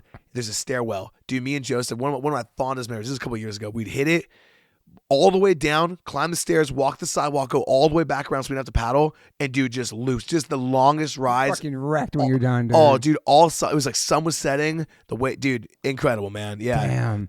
I had a lot of fun, dude. It sounds so all the things people say, like, yo, it's like so zen. Dude, it is. It's so zen. It's so like I feel so good in my brain when I'm out there. I get why Max is addicted to it too. It's a nice place to escape everything and just be out there and get zenned out. It's one of the last places when you're skating, you still got your phone in your pocket. Yeah, like you can choose to not, but dude, you can't. Point. I don't have a watch. I don't know what time it is. I don't know what's going on. You meet people in the water. I'm gonna run it back again because I did it during the pandemic with Max a couple of times. I got up for the first time and it just feels magical. And you hear these people talking about this like spiritual connection to the ocean and what it feels like. It's way different than skating, obviously. But when you're on that wave, it's just you're just cruising with it. I can't explain it, dude. I get the natural high of it for sure. Yeah, I mean, dude, I love Beach Boys. That song, Catch a Wave. Catch a Wave, you're sitting on top of the world. That's how you feel, dude. It's true. You're up there for like 30 seconds or however long it is. You're just like, I don't know. Skating's different, but it's a different high. It's a different, exactly. Because you can control the tricks you're doing. This is like the wave kind of takes you where it takes you, and you cruise around. You know what I mean? Dude, it's like, it's like, that's where I struggle is reading it, dude. I struggle so hard. I was actually, dude, so funny. I was with Joseph. The day I stopped, I really was like, yo, I don't know about this, dude. I got worked really bad. It was No Pressure was playing the Bay Area. I band No Pressure. Yeah, their guitar, dude, they rock. Their guitar player, Mike Body, he's like great surfer. It was like me, Body, Joseph, our homie Nathan. We like went out and like, dude, we went to like a more advanced spot than I normally go to, and I just like was kind of trying to read it. I'm like, I don't know if that's gonna break on me. And dude, you ever have that happen? You're like looking at it, it's coming, and you're like, I think I'm good, and then you're just not good, and it, dude, I'm looking up at it, and it's just smashed down on me, and like, dude, I got worked so hard, and like one of those ones you pop up, and the next one's just there. Dude, like 3 in a row. Yeah. Dude, I like got so demolished. Dude, I got so my board got thrown. It hit Joseph. Dude, it took a chunk out of my board hitting Joseph. Dude, damn. I feel so bad. I was like, I started freaking. I was like, I can't really swim that well. I was like, I gotta get out. I gotta get out, dude. I could see you spazzing in the ocean, dude. Oh, that was after that. I was like, I always have respect for the water, but even more, I'm like, dude, I think I'm good. Chill. Yeah, I think I better like when it's small though, and it's like a chill day. Love it. Doesn't get better. Just like kind of around that time, I started training jiu-jitsu and doing like kickboxing. Cool. And I was like, dude, like just replace that same high with something else that's like a little closer to my house. Yeah, I'm like, all right, cool. Hit that like equal high. Well, dude, did I tell you about that? No. Training like, oh, bro. Okay. Training what, jiu-jitsu? Did I tell you what led to that? No. Dude. I know you're on your healthy shit too in the last year, like you're doing AG1s, all that stuff. Yeah. Dude, that's from you, dude. We literally, dude. Are you still on them? Dude, I got my little. I'm going to give you some too today. Got my little pack right here, and dude. they got new ones called AGZs I have to give you. Dude. You heard about them? I just saw a billboard this morning. I'm going to give you a box from it. It's for sleep. What's it all about? It's magnesium. It's zinc. It's all the stuff that I've been using. I'll give you a box to try. Dude, I would love that, dude. I'm hooked. We're all pretty much on, dude. Yeah, like from that, dude. I'm on that. I found from you and the oil of oregano. Yes, dude. I still Max is on that too, and we got pills now too from Whole Foods. They're good. No joke. Yeah, that's legit. We're gonna say about jiu-jitsu, dude. Yeah, no. Well, dude. Okay, so I think I'm trying to figure. I want to word this right because I don't want to bum anybody out. I think we could. Playing in Europe is great. There's a lot of there's just differences, Mm-hmm. And different culture, different everything. Just different everything. Yeah, people dance at shows. Just the whole energy, man. So different, dude. And that's the thing. In America, that wasn't your first time you went with us, was it? No, we've been there a few times before that. Yeah, but that was sick one. Drain, H2O, Hazen Street, Madball. Dude, legendary. That was a sick one. I did 2 sets a night. That was crazy, bro. Dude, that was fun. Rebellion tour, yeah. We had the best time. You've been back a couple of times since then? No, that was 2023. We've been twice since then. Cool. Yeah, we'll go back this summer, I think. Yeah. Okay. So tell me your jiu-jitsu story. Dude, so we're just out there playing in Paris, and dude, like, there's something about, I don't know what it is, because it's scary when you think about, like, in America, there's like rob you with a gun or something, like, that sounds scarier. Paris is ill. Paris has some ill areas, for dude, sure. So that's the thing. It's like New York. Dude, yeah, I don't know what it is. Anyways, we're out. Dude, we had the best day in Paris. It's me, Mark, my buddy Tim, our buddy Mark. We were out. Dude, we like rented limes. We were driving around. I love taking limes to all different cities now, man. Dude, it's so incredible. Fun. Dude, we're out. We had the best day. But we get back to the venue. We're playing Paris. Sold out show. A Drain headline. Cracked out, dude. Sick. Right out front, though, dude. Little dude rolls up. Starts like talking, saying something to me in front. I'm like, yeah, dude, I don't know what he's doing. He does this like a little dance.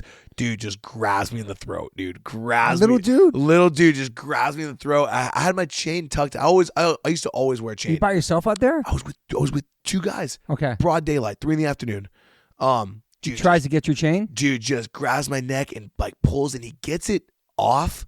And I did the worst like left hook of my life. I never thrown. You swung on him, dude. Yeah, I've never really been in a fight. I'm not like that, dude. Cracked it, dude. Like you hit him, not good enough where like he was like, oh, and like dropped the chain and like had his hands up, like he was like not expecting that, And I got my shit back, and I was like, he kind of ran away, but I was like, dude, that was so scary. I was like legitimately like really shook, dude. Yeah, like it's caught you off guard. It's like you didn't expect that. Yeah, dude. And so, so you would have been if you had the moves. Oh, dude, now it'd be a very different story. But dude, I was very like, it kind of was I don't know, kind of like what we were talking about earlier. Yeah. I don't know. It sounds like some woo-woo hippie stuff. I really do think the universe kind of puts things in front of you, and it's up to you to to read it, you know? Get those messages, yeah, man. dude, they're trying to tell you something. Yeah, like, so these are like little warnings. I got out okay. I could have got stabbed. I could have not got it back. Totally. You know, guys could have jumped in.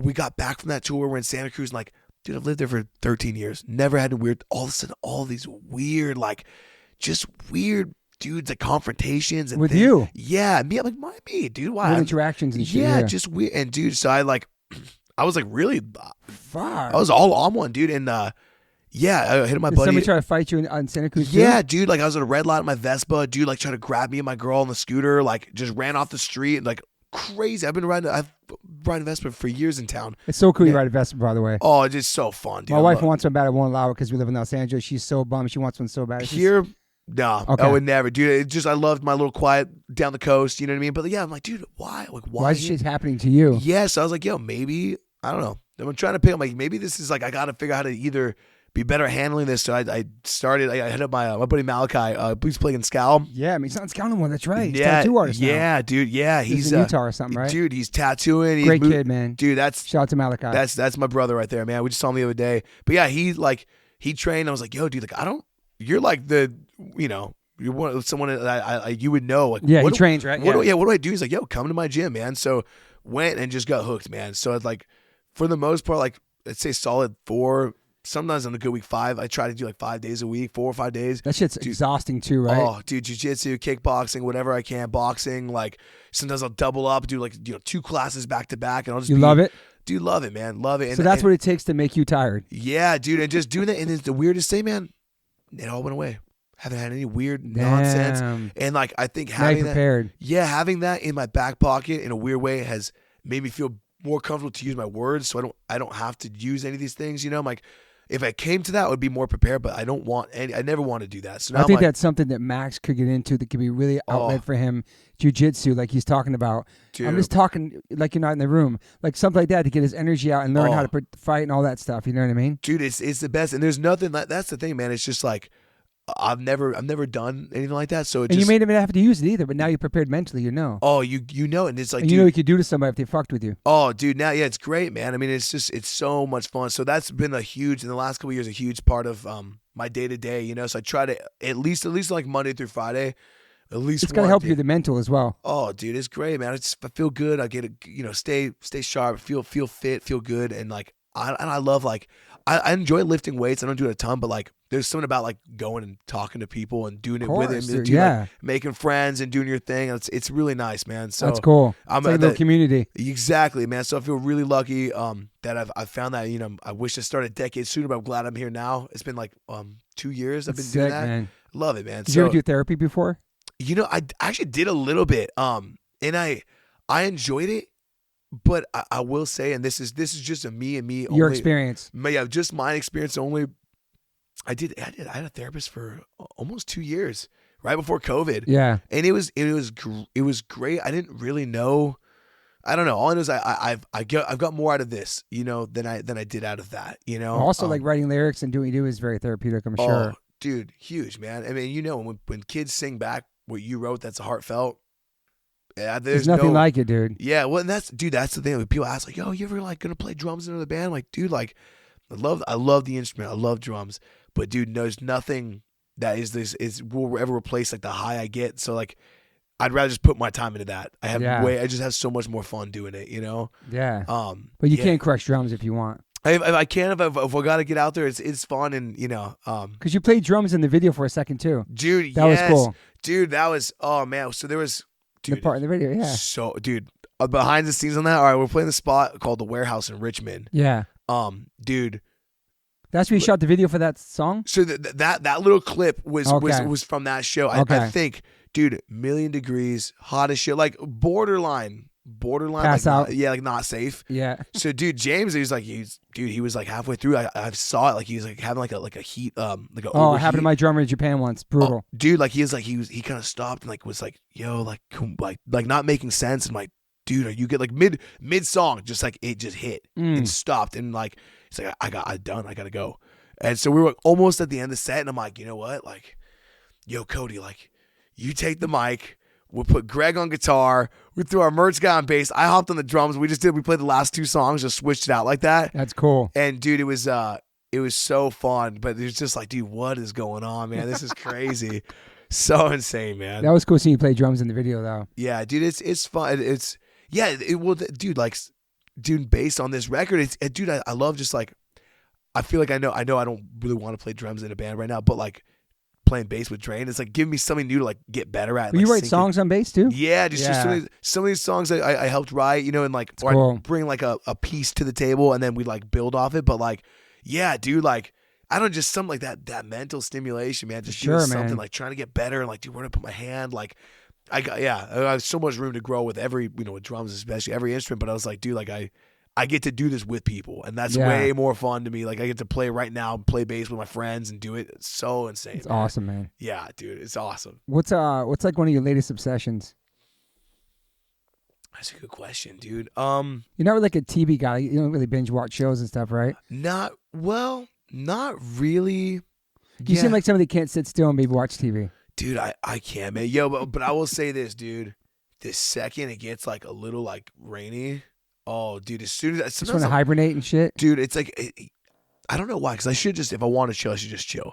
But dude, some days I'm like, please, like, I kind of hope it does rain, because then once does it rain a lot up there? Yeah, in the winter it does. Yeah, I want rain too. Yeah. Oh, dude, as soon as it hits, I'm like, there it is. Then there's no guilt for not going outside in the sunshine. No guilt, exactly. Dude, yeah, I just can't. If it's sunny out, I can't. It's really like a problem. Actually, and you're born and raised here too. It's always sunny. Yeah, but raised down here and then been up there, but still California. That's all I know, dude. So it's like. Yeah, so when it rains, you just chill out and that's it. Oh, bro, it's the best, dude. Especially you got two little dogs. I know. The best. I got two little guys. My wife will just chill out, dude. Yeah, hang. She probably keeps you calm too, though. Your wife and the dogs, dude. Yeah, that's the zen I need, dude. Big time. Kind of keeps me sound. What about social media? You spend a lot of time on there, dude. No, man. Well, you know what's okay. Maybe kind of. When you have a new record to promote, maybe, yeah. Yeah, that's the thing. So do you run those accounts, Drain? Yeah, dude. All the Drain was do. See, that's another thing that's funny, man. Because we were kind of talking about this shortly after that tour we did with you guys. Yeah, dude. I like I think I switched phones and I like forgot my password, and so I like tried. I couldn't get in. I got locked out. You locked out for a while, dude. I'm still locked out. I can reset it. That's your personal account, dude. All my personals, all my personal stuff. It's been like almost 3 years. What? And I just can't get it. And I don't. Well, I probably could get it if I want. I just you haven't posted in 3 years on your personal account. Maybe 2 or 3 years. Wow, dude. I just that's good. You have a band one. That's that's most important. Dude, 0 follow. I'm just like, yo, I post. We got a show. I use it. It is a tool, and that's the thing. It's a really good. Like every merch design we find, I love that explore page. I'll find like, yo, who. I'll see some dope merch, try to track down who made it, hit somebody up, or like see like random, like, yo, this guy drew this tattoo artist drew something. Okay, let me hit him up and find stuff. But dude, we no followers, so I'm not like keeping up. Like, oh, dude, what's this guy doing? Oh, what are they doing? Kind of must be nice, peaceful. Dude, it's nice, man. No news, none of that shit, really. It's really nice, man. It honestly been a huge. Like mental, dude, huge shift, and it's funny because I think for a while I was like, well, I need it, and it's like. To some extent, I will say like, yo, someone's got to run the band social or something. Like there does have to be some way to get like, hey, we're coming on tour, sure. we're doing it. But dude, it needs to. It's necessary evil. Like today, yo, Palladium tonight. Every Drain thing's got a typo or something like that's me. I try not to like think too hard about it, whatever. And then I'm off. Put it down. I don't need to check it. Yeah, like, you're not missing anything. And then I like, oh, who said? I hope you were stoked. Oh, cool. Read a couple comments before whatever. But it's like I'm not like glued to it. I love that, man. And there's something about, dude. Like there's been a couple people. He's like, yo, man, like you never got back to me, man. We cool? I'm like, oh, bro, of course. I got locked out. I'm like, dude, take my number, man. You call me. Don't even text me. Just call me. Yeah, call me on the phone, dude. Dude, I've more than 2 texts, man. I just want to call somebody, dude. Like, yeah, for sure. And I love like, that. Oh, sure. Can we meet up there? Okay, cool. Yo, so how have you been? What's going on? What else is going on, dude? Like, yeah, I love that, man. Dude. Yeah, that's the way it used to be. It was beautiful, man. Before all that, I know we need it though. Yeah, do you pay attention to the news, all the politics in the world and shit like that, or no? Not a ton. Like you definitely hear about it. My wife will like fill me in, especially like it's good to know you're on tour. Like, oh shit, sure. Like dude, we're like I remember going around DC and it was like, well, it's been crazy times this tour, and I'm like, oh, I don't know. You just kind of like. Try to be mindful, like, yo, there's this huge fucking rally, or there's this huge thing going on. Let me just be aware of what's out there, Absolutely, man. But not a ton, man. And honestly, maybe that's to my own ignorance. Maybe that's a bad thing. I probably should be a little bit more like. I kind of live in my PMA bubble too, and trying to pay attention to all the negativity of the world. I know it's good and bad, but like, it's because if not, it's depressing a little bit. You know what I mean? It's a really crazy world right now. That's the thing. I definitely a lot. You know, a handful of people like, yo, like, you know, you're in a position of, you got a platform, you're in the mic, and it's like, I feel it. I get that. I think that's why I'm like, for me, like the way I'm like, dude, here's the thing. There's so many people that are far more educated, way more qualified to speak. I agree, dude. And like, could I get up there and recite what like I saw someone in a band say once? Absolutely, yeah. I don't know. I don't know enough about all that stuff. Me either, dude. I don't want to make myself look foolish when there's someone who really, there's people out there who really know. Like when I do, and they're about it, man. And they're about it. Dude, when I listen to like a band like Incendiary, I'm like, yo, they got politically charged things, and I know they know what they're talking about. And they believe it and live it, man, for sure. And for me, that's when like, yo, I think the way I use my platform and my like position is, I'm gonna bring all sorts of walks of life into this room, and for 30 minutes, we're gonna all try to not think. We're gonna turn our brains off, and we're gonna be present here. 100%, yeah. That's the way I think, at least. You know, I'm like totally. Because there's also like the people that say like, you know, sometimes they'll be like, you know, use your voice, use your platform, and then you do, and they're like, okay, we don't agree with that, you're canceled. So it's like a lose-lose. Like, you know what I mean? There's gonna be somebody up there that's not gonna agree with what you think or believe. Well, dude, do you know what I'm saying? Oh, I know. Or your silence is violence, all that stuff. It's like, it's kind of a lose-lose. Well, dude, here's the thing, dude. And if you do speak out, whatever it might be, it is never going to be enough for everybody. Anybody. So someone's like, yo, you said this, but what about this? What about this? What about this? What about you didn't donate your guarantee, whatever? And it's like, dude, that's I lose sometimes. Lose. And that's the thing. It's like, dude, the rabbit hole goes so far down, man. It's like, you got to pick where. It's also like, listen to my band, listen to my lyrics. This is what I sing about. This is what I'm about. Dude, you want to find out about me? Listen to the podcast, listen to my lyrics, listen to my records, see what we sing about. This is what we're about. And that's what I'm saying, man. It's like, dude, what we're really about, you know, we're here. It's like, dude, I hope, all I could ever hope is that when you come to a Drain show, it's like, whatever home life you just came from, whatever. Absolutely, everyone's got stuff going on, man. Totally. My favorite thing was people like, yo, I needed tonight. Yeah. I needed that, dude. For 30 seconds, like, I just kind of forgot about all the stuff going on. I had fun. I got to sing. The dude from Drain came down, gave me the microphone. I'm totally. Like, dude, what's better than that? That to me, that's the magic right there. It is the magic, and that's the reason why at least me and my friends get into it, because there's a place you can escape your home life or whatever your reality is at school or just in everyday life, and you go there and you shut off. And you're not on your phone. You're in the moment, singing along, diving, having fun with all these strangers who are all connected to the same music and the message. That's the beautiful part of hardcore. That's the best part of it. It really is, man. Like, and what I love about you, I thought to cut you off, is that like the thing about Drain to me is, I'm gonna give you flowers now. Is like Drain's like a hard band. You're like a Madball, like a Terry. You're a hard band. You have like crazy breakdowns. You have crazy leads, like Leeway and stuff like that. But then you are great, inclusive, positive, fun frontman.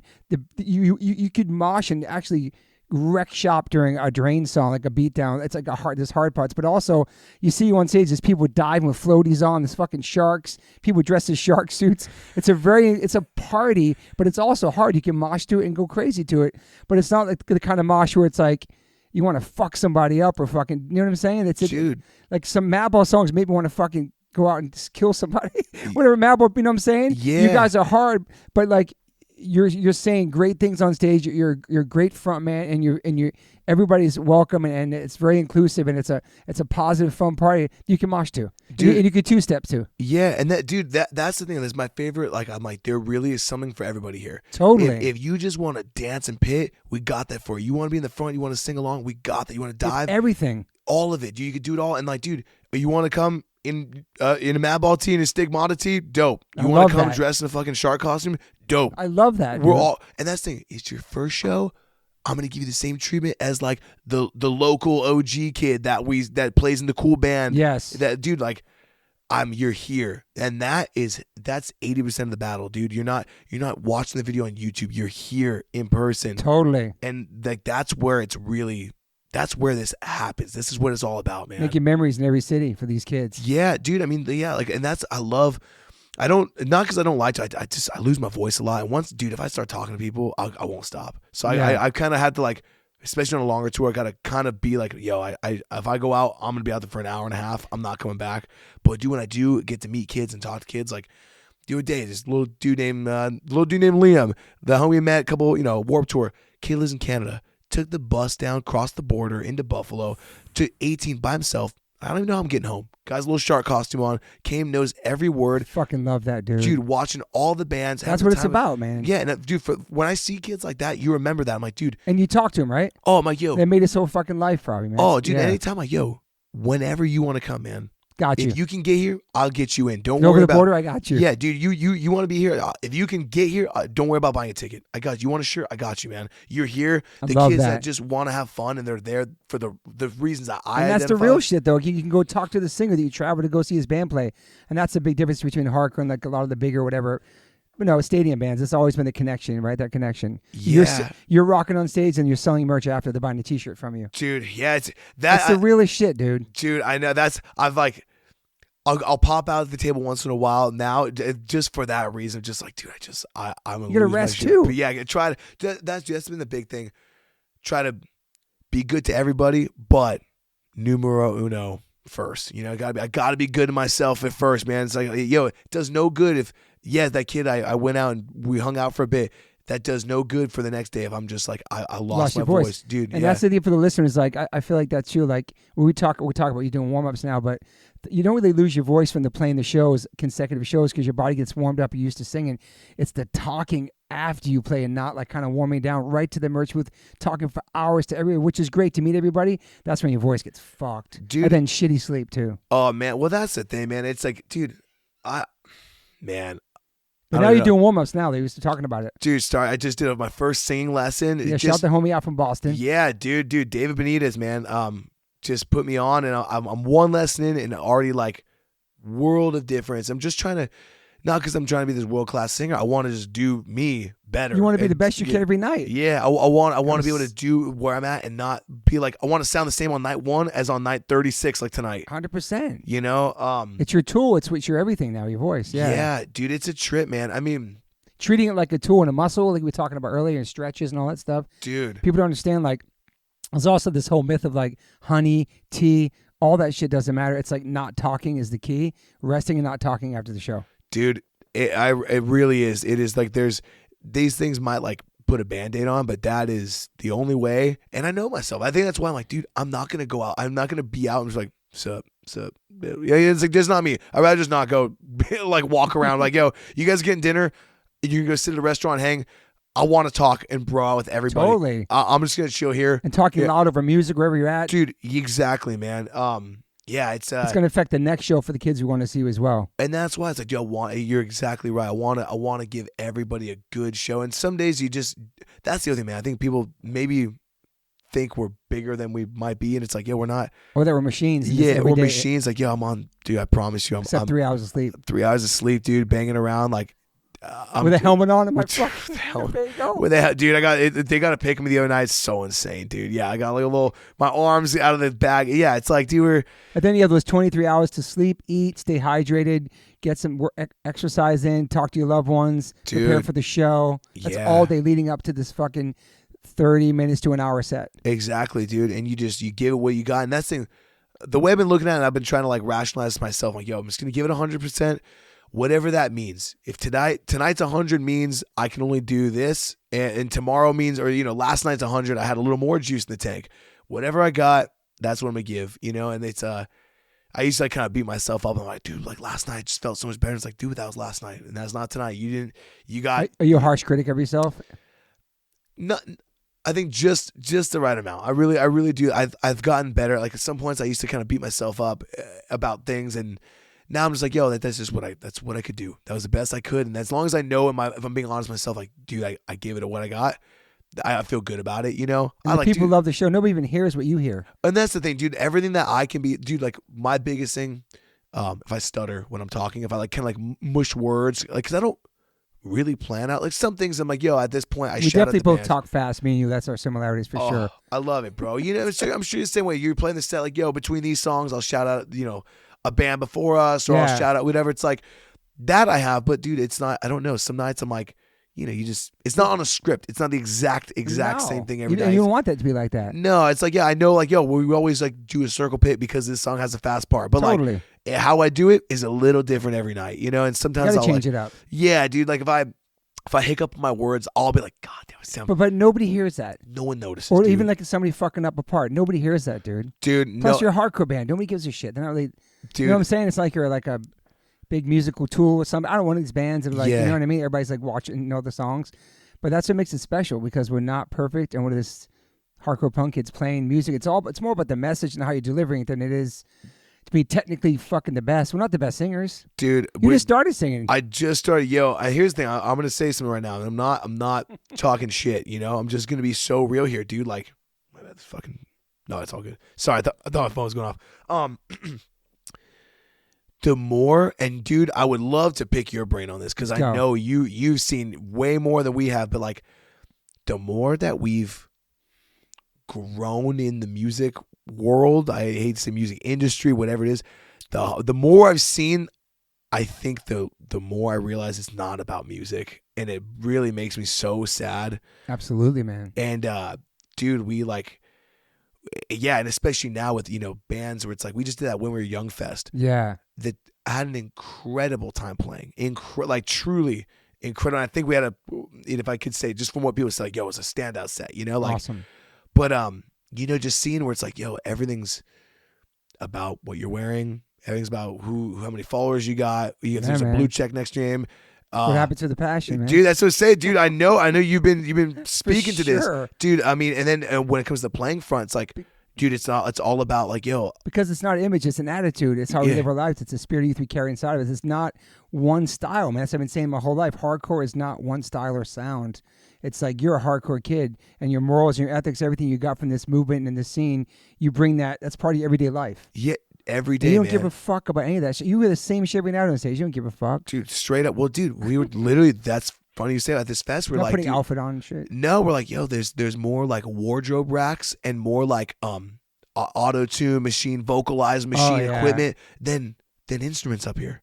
You know what I mean? Are these hardcore bands? No, and that's the thing. So it's like I get it. I'm totally aware. It's like these are just whatever emo, more rock based bands, punk, whatever it is. Yeah, it's foreign to me, and that's the thing. And like, dude, respect to all the bands for doing their thing, but it's funny, at least for a band like us, as we're starting to navigate through these other worlds. I would be lying to you, man. Like, I love playing hardcore fest. Yeah. I also love playing these other fests, the riot fests. I love playing the Louder Than Lice, playing When We Were Young, But also like the Tie Downs, United Bloods, This Is Hardcore, all that shit. Dude, all of Sound and Fury, Which all I love seeing Turnstile headline Tie Down this past year, No Barricade, and then next day they're playing like Jimmy Fallon on TV. Like, they're doing everything. You can do it all, dude. Dude, that's still be the same people. It's so sick, man. I think that's when we go out, and the more I see, the more I'm just like so proud of how my band and my friends and I operate. I'm like, dude, I'm so lucky that we're all on the same tip. It's totally, like, dude. Yo, it's. But we're from a different world than the We Were Youngs. No disrespect to that. Exactly. Yeah, it's just a different world, man. Yeah, and it's like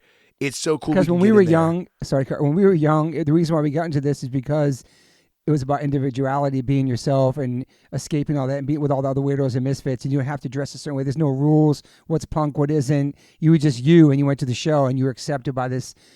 You found your tribe, like another family of people that related to the music you loved, right? So that was our shit. But then later on, it got in different ways. It became bigger. I talked about Go. It's like the year like Offspring sold 30 million records on Epitaph, and then Green Day and all. It just changed the game. It made it more. There was normal civilians coming into the shows, didn't know the local kids, how you dance, the respect, the different people in the scene. It just became like a whole. But now it's just huge, you know what I mean? It's a different world. It's a totally different beast, and that's the thing. It's like you can still be yourself in that world, which you are. Yeah, and that's I think the biggest thing. Like, dude, okay, so you go down to the barricade. I see you, dude. You work all that shit. Have to, dude. Man. Riot Fest, you had him fucking. What happened to Riot? They bum rushed the stage at Riot. You guys ever get asked back after that, dude? No. Okay, check this out, dude. Haven't been back since. Check this out. Okay, I don't know if you remember this. Great set, dude. When I was the stage manager, the woman was fucking irate. Totally. Do you remember? Dude, yeah. I saw her at When We Were Young. She was in a golf cart driving by. She was another. She recognized you or anything? I know. Dude, I got the mug. She just gave me the mug. And dude, someone we met recently, another stagehand was like, yo, like, dude, I was with you at Riot Fest. Like, dude, we were just talking about that woman still hates you guys, dude. I was like, that's. See, hey. But you're never gonna know what you're into in this world. That's the thing. She's at We Were Young next. Yeah, dude, and she could be working your stage there. And that's why I hope whenever I get to run into her at Margaret, I'll say, hey. It's all That's her good. name? And Margaret, I remember. Okay, Margaret. okay. Like Margaret, it's all love. Because before, like, I might get invited back to Rifest after that. Yeah, dude. Yeah, it's like, dude, it was, and we're just taking it as we go. I'm so glad you were there. I barricades so much, bro. Dude, I talk about all the time, and I jump into them. I went to the crowd Rifest, like the whole on the floor thing. That's how we came up. Rabies, rest in peace, Rabies War Zone. Like, it just separates. I just hate you. As soon as you walk on stage, you just don't feel anything. You lose that connection, bro. And I know you hate it too. I mean, you work it too a lot, dude. Yeah, it's a really. I get why they have to have it, but that's the thing. It's like I understand it. So but I don't love it, and I love that like we can, a band like Drain can do a kind of like we did, like we were on this run, huge rooms, barricade pretty much every night, but then we had like a day off, booked a show at Terror up in Portland. Sick. Like obviously no nothing, just like a 2-inch tall stage, and just tear it down. And I'm like, dude, it was funny, man. Like first, I didn't think we actually started playing it. It was just feedback.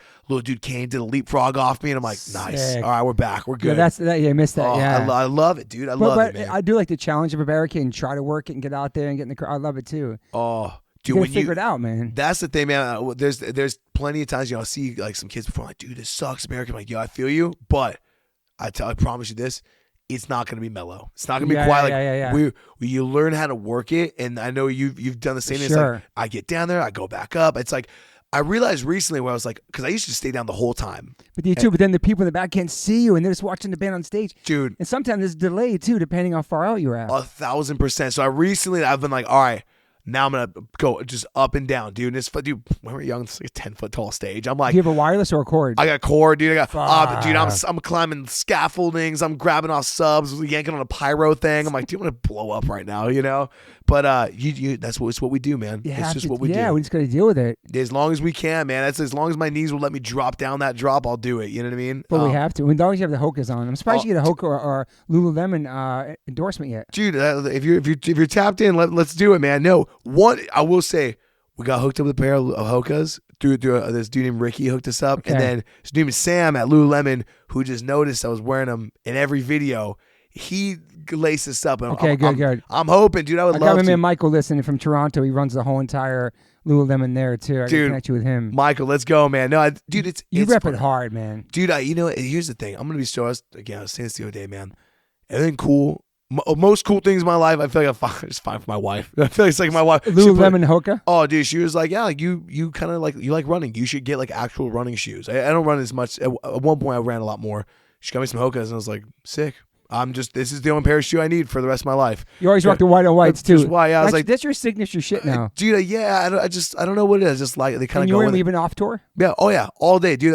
Literally everything, like you're saying, dude. I don't have an outfit. Like he's everything. I'm like everything we play in, whatever. It's like that's what I wear. I'm just like, I guess on the shirt, I'm kind of like, all right, I'll be like, might change it up. This is the one I'm gonna wear for this tour because it's gonna get wrecked because just kids yank on it, whatever. So, but yeah, it's like, dude, all this shit I have is just shit I have. I had Andrew Combust, and then I had Jay Mindforce, and then Mike from Painted Truth. And it's the same thing. What they wore in the pod that day, they wore on stage. Like, there was no like stage outfits. There's no just what I'm wearing, dude. Dude, 3 amazing bands you just listed. I love all. Jay Rock a velour suit on stage, and then off stage hard. Dude, he's so cool. I love him, dude. School teacher, 3 kids. Dude, see that, dude. Like that's those things. I'm like, dude, I love.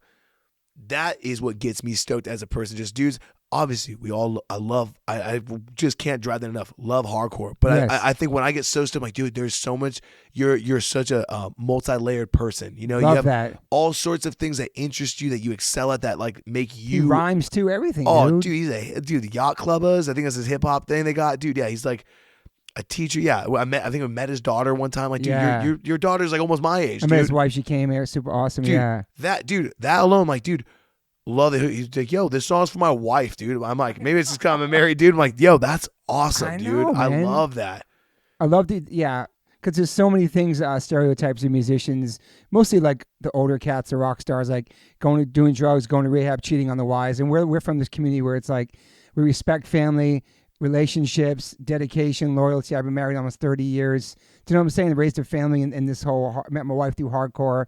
Do you know what I'm saying? It's a different morals and ethics, you know? Oh, dude, 1,000%, especially like we were saying, my wife does not, she's not like, not a hardcore person. She didn't know. So I think it's like, I'm going on tour and like, you tell your friends, like they think it's like The Dirt, like Motley Crue. And I'm like, dude. I'm like, dude, I promise it's like, It looks like we got in and out in the green room last night, and we're like waiting for someone to get out of the shower. We could do it. And it's like I stand outside the RV for 2 hours on the phone with my wife till we time to go home. Like just checking in, like Of course. I love that's dude. But yeah, family, dude. Like especially being SoCal, it's so nice to like break. When we're on this tour, get to break off and get about my parents. Like yeah. I love.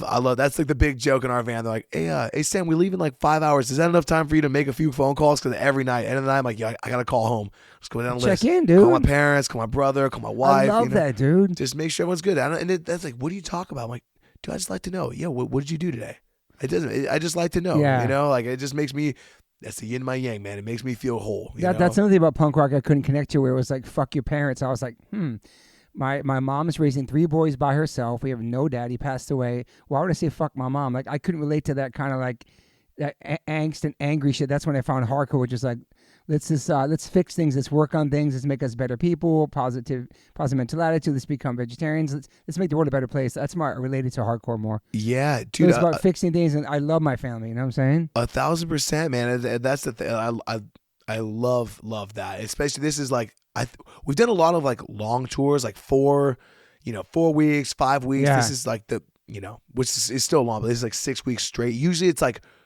In the past, we've done a long one like that. We've like kind of routed through California, like halfway through. Yeah. So this is like 6 long weeks of just some 90s shit we used to do, dude. Dude, yeah, man. It's 6 weeks in a van. Dude, it's kind of wild, man. Yeah, we're like I was just saying, we had like a few.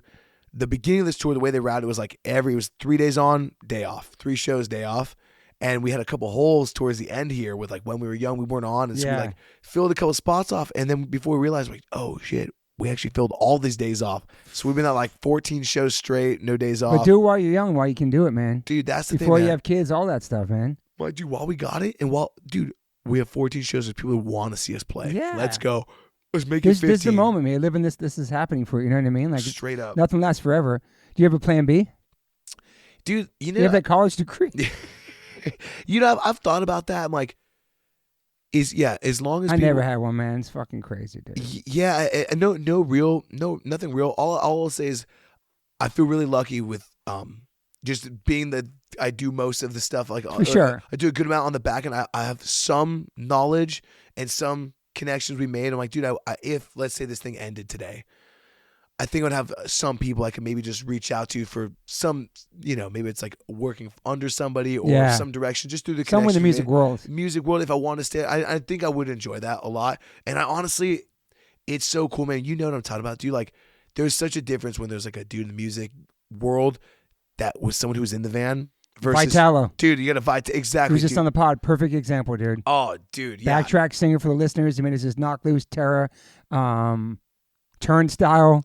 Dude, there was a brief window where our manager and Vitalo were like co-managing Drain. Oh, like, that's sick. Right before COVID, and it was great. And I'll never forget this. Vitalo said something that stood out to me. It was like one of our first calls, and he's like, "Look, man, like I get it. Everything. I will never suggest you do something I wouldn't do myself." Love that. And I'm like, dude, that dude, you got enough people just trying to talk shop like they know what's up. Yeah, but that guy slept on floors. He's played with 3 people in basements. Same. He's been through everything we've been through. Dude, done it all, and they know. And it's like, man, that to me. So that's what I've thought about. I'm like, dude, it would be great to be someone who just gets it. Ricky too, flat spot. Dude, Ricky, yeah, you got James Aloisio. You did toured in bands, not at that necessarily that level, but did a lot of touring.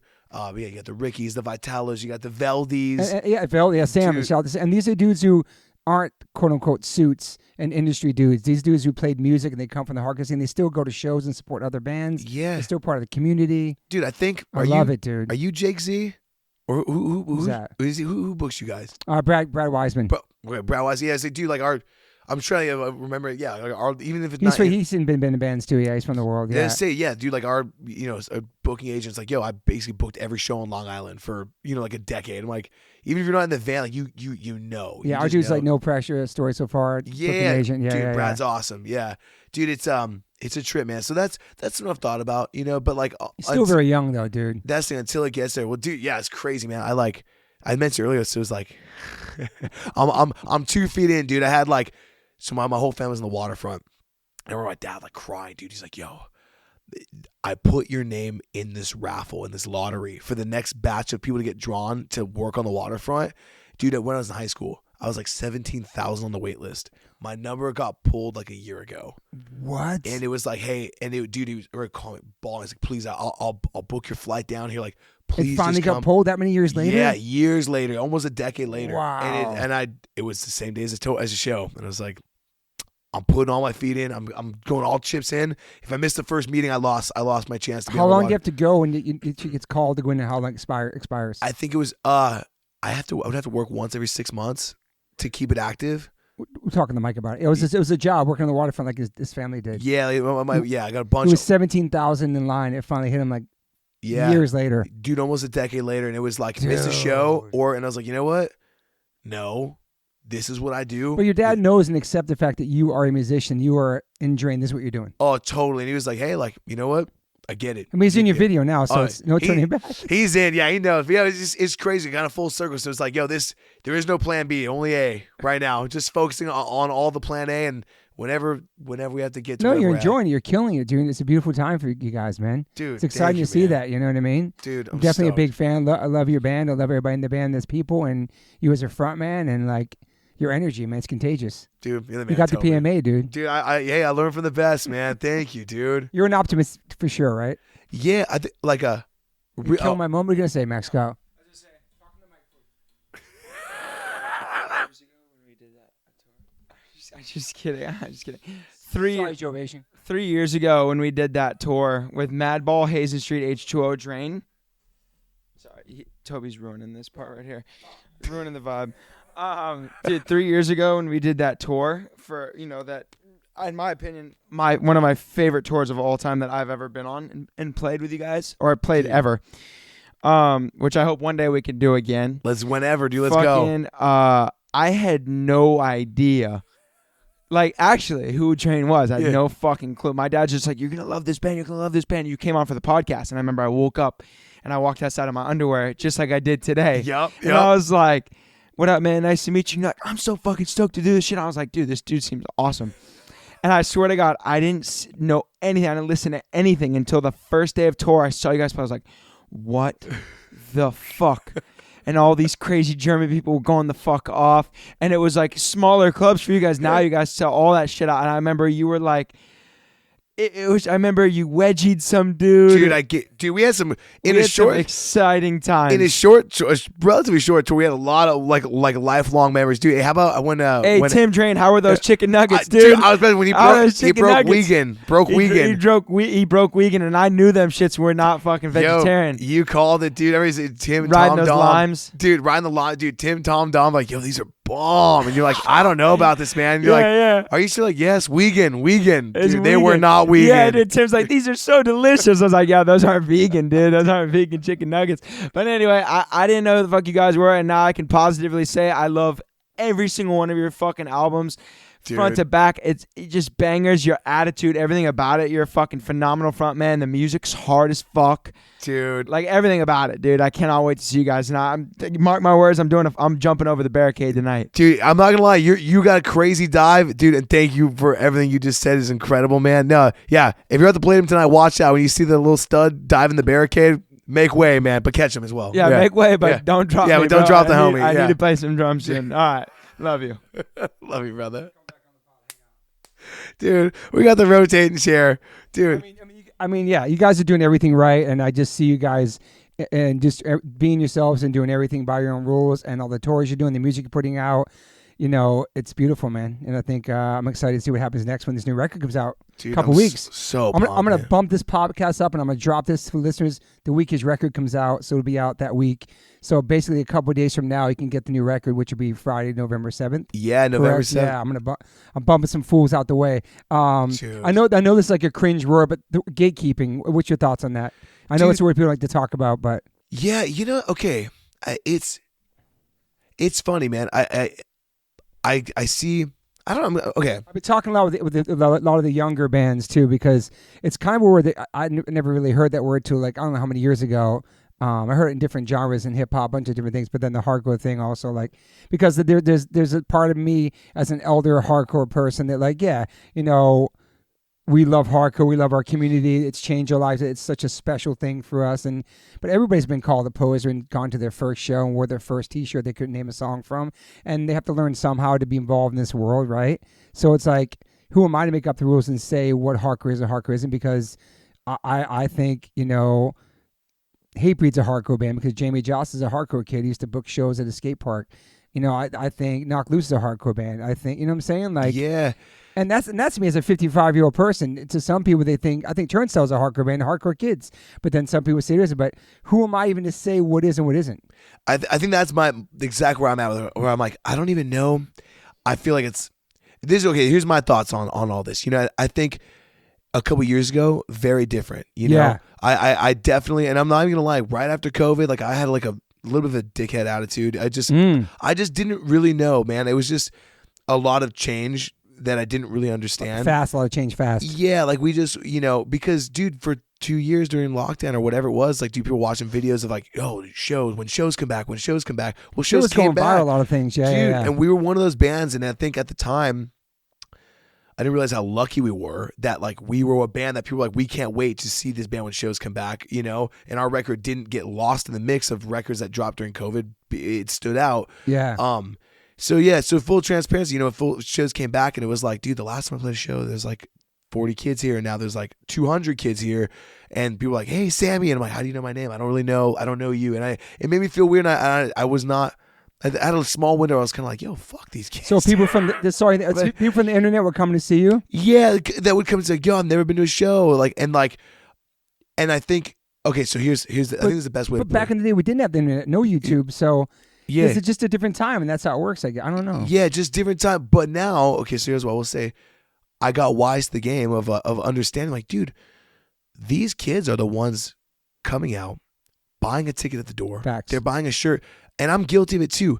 When the homie band comes through, I'm the first like, hey man, like, can you put me on tonight? Like there's, you know what I'm saying? Like yeah. Not that I'm like above that, but these are the kids that actually allow us to do these things, So I'm so thankful for them.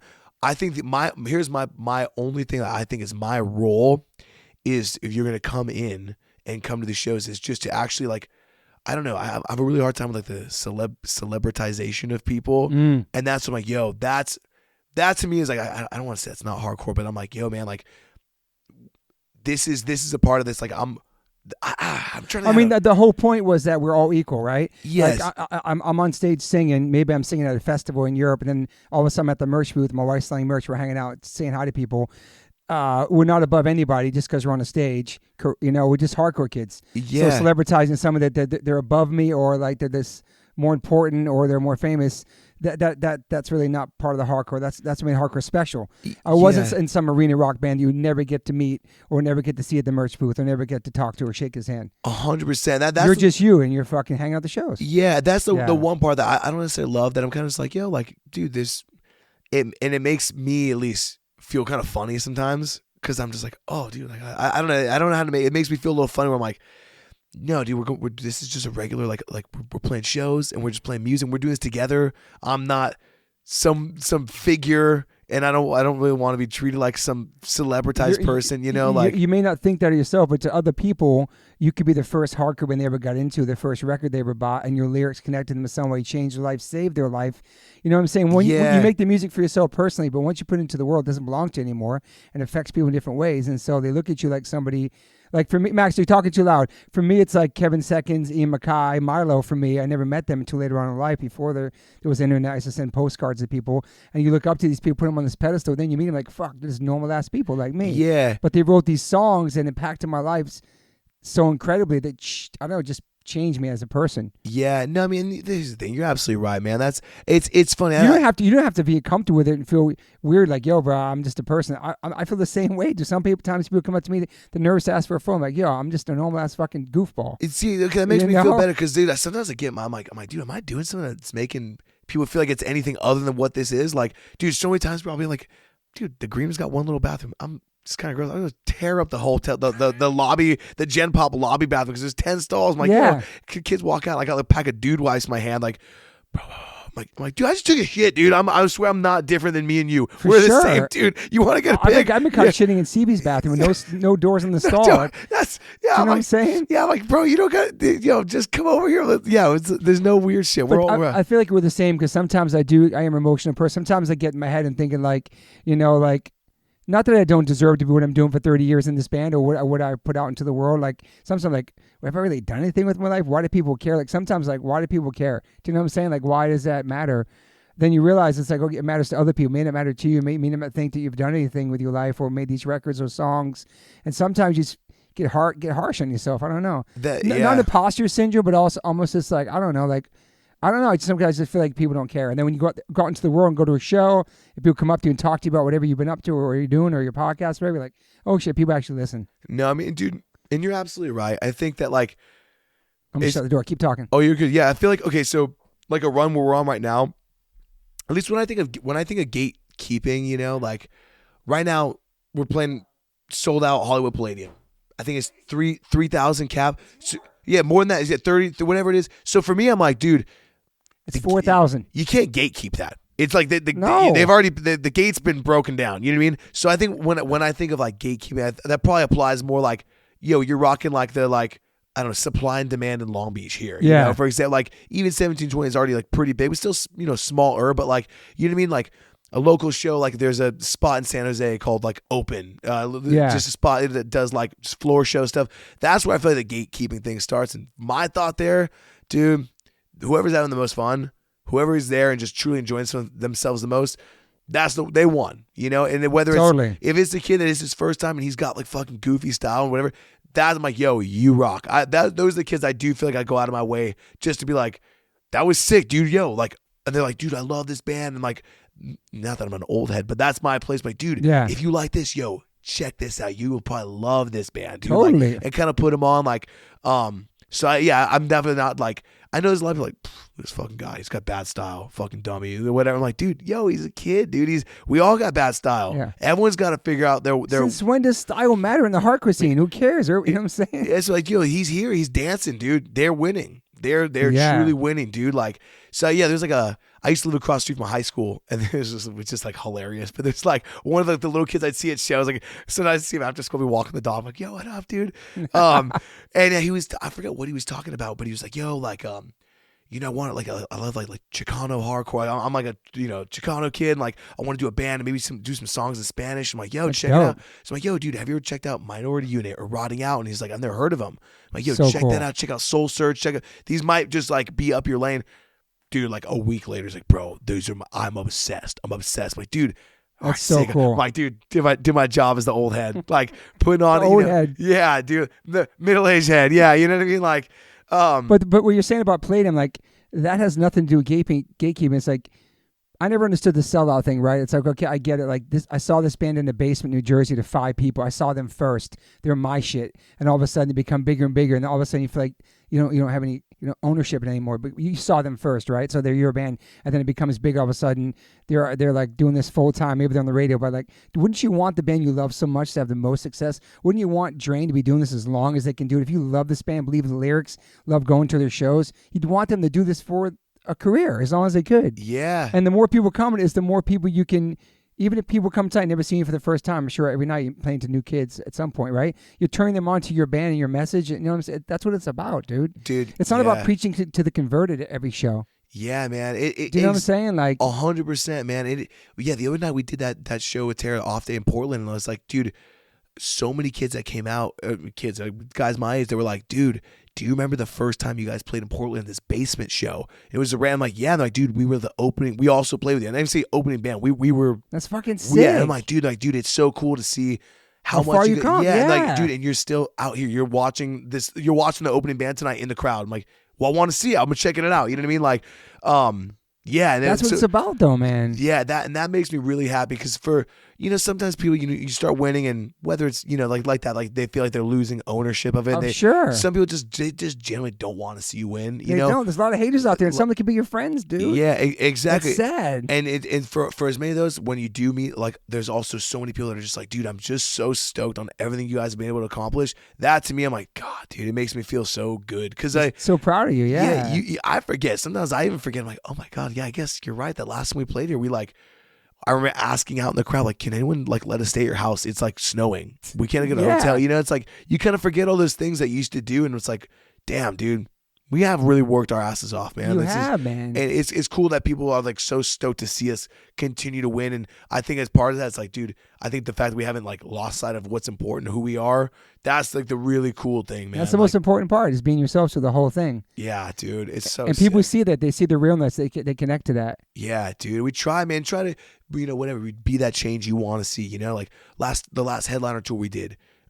We took out Terry, we took out like a bunch of bands. Yeah, we played a show at the Palladium with you. It was amazing. Yeah, you guys played Mind Force. Everybody was on there. Dude, our whole like mantra that was like, yo, let's make it. Thank you for having us too. Oh, are you kidding me, dude? I wish we could do more. Like our whole MO is like, let's get all these bands. No one has to bring anything unless they want to. You're welcome. Please use all of our gear. Our gear is your gear. I love that shit. It's like, dude, there's not this like, that's our drum riser, and you can't use it. You can't touch it. It's like, dude, play on Tim's drum set. Play on Cody's cabs. That's really, most drummers don't do that either, man. No, like, dude, yeah. Oh, the head broke. Okay, we'll just change the head. It's all good. Like, because I know on the other end where it's like, oh, dude, there's 16 bands. We got to throw a new drum set up every dude, change strike over. The drums, all that shit. Yeah, like, no, dude, you guys are this is for all of us, and we're all equal. We might just be playing last, but we're all gonna get the same sound. No weird like the fucking noise dB thing. Like, yo, the headliner gets to be louder. That's real shit. I just learned about that. Yeah, like the headlining bands. For those who don't listen, sometimes if you hear you go to a show and you're like, dude, the headliner was fucking loud. They're using the same exact amps as the opening bands. They're not allowed to raise the bar that high, and you're like, dude, no, dude, let everyone play loud. Let's all rock the same. It's the first time I heard about like the bands can't play louder than another band. It's crazy, dude. Yeah, dude, I just like learned about that recently. It's like, dude, how do we take this level where our band's at, and let's do it all the way that we think is cool, and like make it cool for everybody, dude, that tour was like, we for a long time we weren't like a cool band necessarily, so like we'd have to literally beg to open a show, to get on a show with somebody. So when we do that tour, it's like, hey, let's put some, what bands do you like? We asked like 16 bands. They all said yes. Stop. Okay, but stop talking in the background. Okay, but your face says, I'm talking on the podcast. Joe, you can edit us off. I'm actually, face looks like you're wearing makeup right now or something. Did you go surfing? I shaved my head because I'm tattooing it. Yo, you have a top 5 hardcore bands? Top 5, dude. Is that a hard one for you? That's a hard one, man. I feel like, or punk, or yeah, no, I mean, dude, honestly, if I'd say, or New York hardcore, let's do that. New York, whoa. You got the GB shirt on. I say, yeah, I feel like you got the GB, bro. Dude, I sang on the record, by the way. I say you did backups, right? Dude, so incredible, man. It's a perfect album. Yeah, dude, it's incredible. We're talking about Start Today, Grill the Biscuits. Yeah, I feel like I'd probably go. I mean, maybe not order. I don't know about order. No order, yeah. Yeah, oh, then, dude, easily for sure. GB, Madball, Marauder. Fuck, man, I'm trying to think exactly. Marauder's on the map. That's sick. Yeah, so I'm trying to think of that last all one. The generation we talk on this pod love Marauder, Master Killer, all that. It's a big part of you guys. Dude, yeah, man, that's Tim showed me that one a couple years ago. Like when many years ago. Got a Madball in there. Yeah, Madball. Dude, H2O for sure. Thank you, man. Dude. Fuck, I'm trying to think of the last one. So maybe you got GB. What's maybe Stigmata. I don't know. Yeah, maybe Stigmata. Maybe I don't. That's dope, dude. Yeah, no, I can't. I love Stig. I say over Chromax though. I love Stig. I got Chromax over. It's cool you said Stigmata. Nobody's ever really said that on the podcast. Yeah, dude. Like I just know that first record, but I really love that. I just think his voice is so cool and the guitar. I love it, man. Are you Chromax, Age of Quarrel, best wishes? I like both, but I go HQ for sure. You a Leeway fan? Dude, you know what's funny, man? Yes, I not as much as I wish I found them like 10 years prior. I feel like that would have been like, I feel like if I found them when I was like obsessed with Anthrax and Overkill, I would have been like, dude, so far hooked. But yeah, dude, like that's one of those bands where I've like learned indirectly through Cody. He loves Leeway. Yeah. Leeway, Crumb Suckers. He's You always can hear that in your music too. Oh, Obviously Anthrax too, yeah. dude, big time, man. Yeah, that's like major. What about Cali hardcore bands? Dude, Cali, let's see. Dude, Terror. Like that might be number one, like truly number one, like for me. One of the hardest working hard bands ever, man. Dude, every single time. We've played with Terror quite a few times now. We've toured twice together. We Always kill it. Dude, every time I'm like, God damn. I never see him not play a bad show. Always tight, always kill it. Great front man. Lives it, breathes it. I give him so much flowers on this podcast. Yes. Love you, vocal. Dude, Scott is the best, dude. One person had to represent hardcore, all of it, it's him. Yeah. I mean, dude, honestly, like, I feel like I always forget they're Cali too. Yeah, dude, incredible, man. I mean, dude, and no joke, it's funny because we Rotting Out, I'd say that's Rotting Out had a huge impact on me, and it's funny because we got Walter. I saw that, dude. He's been driving. He's with you on the tour. Yeah, that's sick. He's been with us for the last 2 years. That's dope, dude. And like, I mean, still to this day, I kind of trip, but like, especially that first tour, I went to be a 30-year-old fangirl, and I was just like sitting next to him in the car. I'm like, hey, Walter, like, when you guys did Street Prowl, like, I just like asking questions. That's dude. Cool. That dude made me want to be a front man. Same with Trash Talk. Trash dude, Talk, yeah. Lee made me want. I feel like Lee, Walter, and Riley Gale were three dudes that I was like, dude, I kind of want to be a front man. That's awesome. You know what I mean? Yeah, I'm trying. Yeah, so California, Terror, Rotting Out, Trash Talk for sure. Dude, honestly, I love Ceremony. Yeah. Fuck, I'm trying to remember who's out here. Strife. I'm trying to think of some Cali bands back then. Yes, dude. Honestly, a little different, but dude, I love Infest. Okay, yeah. I love Infest. That's cool. I didn't go like crazy deep into power violence or like that lane, but dude, I love Infest. That's awesome. What part of Cali are they from?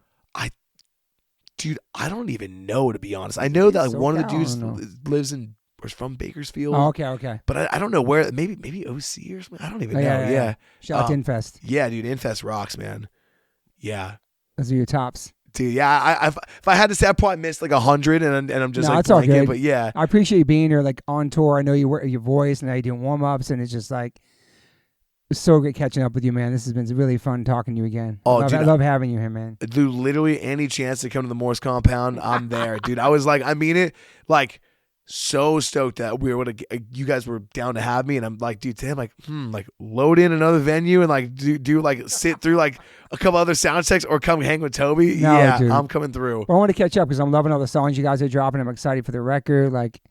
Really stoked for you guys. And Brett was just here. Shout out to Brett Gurwitz. He was giving you so much love as you as a frontman, as people, and being honored to have you on Epitaph. Dude, that was nice to hear that, you know? That's so epic, man. Shout out to Brett, dude. He's been so cool to us, man. And like, I feel like in a sense, like really kind of took a gamble, you know? Like none of us knew what was going to happen. They signed us like in the middle of COVID. That's awesome, dude. Yeah. So it was like, dude, like I think there's something here with these guys. And like, we just been doing pretty well, man. And their whole team is stoked. It's cool. Like we play and it's like tonight we got like a bunch of the Epitaph people coming out. Yeah. Brett's coming out, a bunch of people in the office, and they're just like, dude, like we're so stoked, and like, it's amazing. Makes me happy. Yeah. Record drops like 10 days.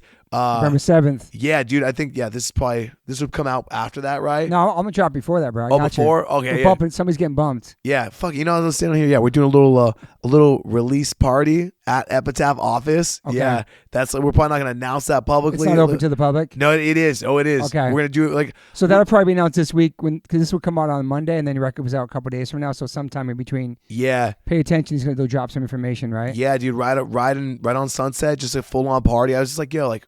That's going to be sick. Yeah, like, do you want to do anything? Like, let's just do whatever it is. I just want to be free. If you want to come, you can come out. Hopefully, I think we're getting some food and some stuff like that. I'm like, going to play a couple tracks probably, maybe. I don't know. Just going to see how it goes. Right. Yeah, we were talking to Brad, and he was like, we haven't really done this. We've never, like, had a band play at the office. But he's like, my goal outside in the parking lot? In the parking lot, that's dude. Cool parking lot, he's too. Like, dude, we're going to do it there and just play till we get shut down, you know? Awesome, whatever dude. happens, go crazy, you know? It's exciting, man. So epic, and the final question I'll ask you last time, but no regrets in your life, right? Dude, honestly. Zero regrets, man. Pretty amazing, dude. You said that every time, too. I was trying to see if something changed, but yeah. Yeah, no, I feel really, really lucky. Like, no regrets. I feel very proud of the choice I made, even Yeah. even the mistakes I made. I'm Totally. thankful for, because I feel like I've learned from them. And Yeah. without that, without someone, that's it. As we're kind of talking earlier, whether it's in your band or just in your life, when you have someone steering the ship for you, you just miss so many things, man. And like, Yeah. there's so many things, and like some of my favorite memories are from mistakes I made. Absolutely. And you learn from it. And yeah, I wouldn't change anything at all, I man. love that. Yeah. Well, I love and appreciate you, my friend. And people can go, you're not on Instagram anymore. They can go to the Drain Instagram, and you check DMs over there and shit, or no? Occasionally, when I can, I'm so bad, dude. Yeah. I love that you're not on that shit, though. You're outside really living your life, dude. Try to, man. Yeah. Yeah. So new records out this week, and yeah, thanks for being there. Appreciate you, man. Dude, thanks, Toby. Thanks, Love you guys, thanks man. for giving back with the hardcore scene, man. Dude, one life, one chance. Got to do it right. Let's go. Peace. Bye. Check. Microphone check. Yeah. What up, Sam? Hey, I wanted to jump back in the podcast. We had a great conversation. I want to jump back on and be like, just the show, man. I hadn't seen you guys in a while, and you can tell you've been touring. It's just, I don't know, it's just so tight. I'm came on the back part of the pod to give you your flowers. Like I went with Derek and Chappelle and Matt Henderson, and we were just like, just the energy there, dude, and how you work a crowd, and stage presence, and it was just incredible. And I was talking to Brett Gurwitz after, and he was just like, bro, he's like the king of PMA, and he can tell you in so many different ways how to get moving and keep the crowd going. It was just such a great show. I'm sure you loved it as well. Oh, dude, that's incredible, man. Thank you, dude. Thank you. And honestly, I'm so happy that I got to have you guys there, dude. I wish I got to, like, it was, we were just saying, it's a little bit locked down. I couldn't really get to see anyone while we were there. But, dude, see, here's the thing, it was lightning in a bottle, man. Last night tour, we're locked in, and we all were talking after, like, dude, our like special ingredient for like the best possible set, dude, we got all our family there. All of us had family there side stage. Dude, I feel when that happens, it's not because I gotta put on an extra show. I just feel good. I just feel extra good. I'm like, dude, all my favorite people are right here. And dude, it was electric, bro. It was electric, dude. And it didn't even feel like there was like there was a barricade, because it has to be, but it didn't even feel like there was even a barricade. Like, I don't know. It was just perfect. And dude, we talked about it yesterday. Like, you throwing the microphone all the way and somebody catching it, and just the timing for that, and the guy singing the right part. Because sometimes that could be, if you hit somebody in the head, they can not know the words. It was perfect, dude. Dude, that's the thing, man. It's I feel like as we go, and that's my goal. Like, dude, I've seen kids, they were talking about it, like, oh, it's like a barricade. I'm like, look, dude, yes, but I promise you, it's not going to be quiet. It's not going to be dead. Like, no, dude. You're not even going to notice it. And I might not physically be able to stand right next to you the whole time, but I'm going to make it feel like we're not, there's not these degrees of separation, I get down there, I'm tossing that mic in.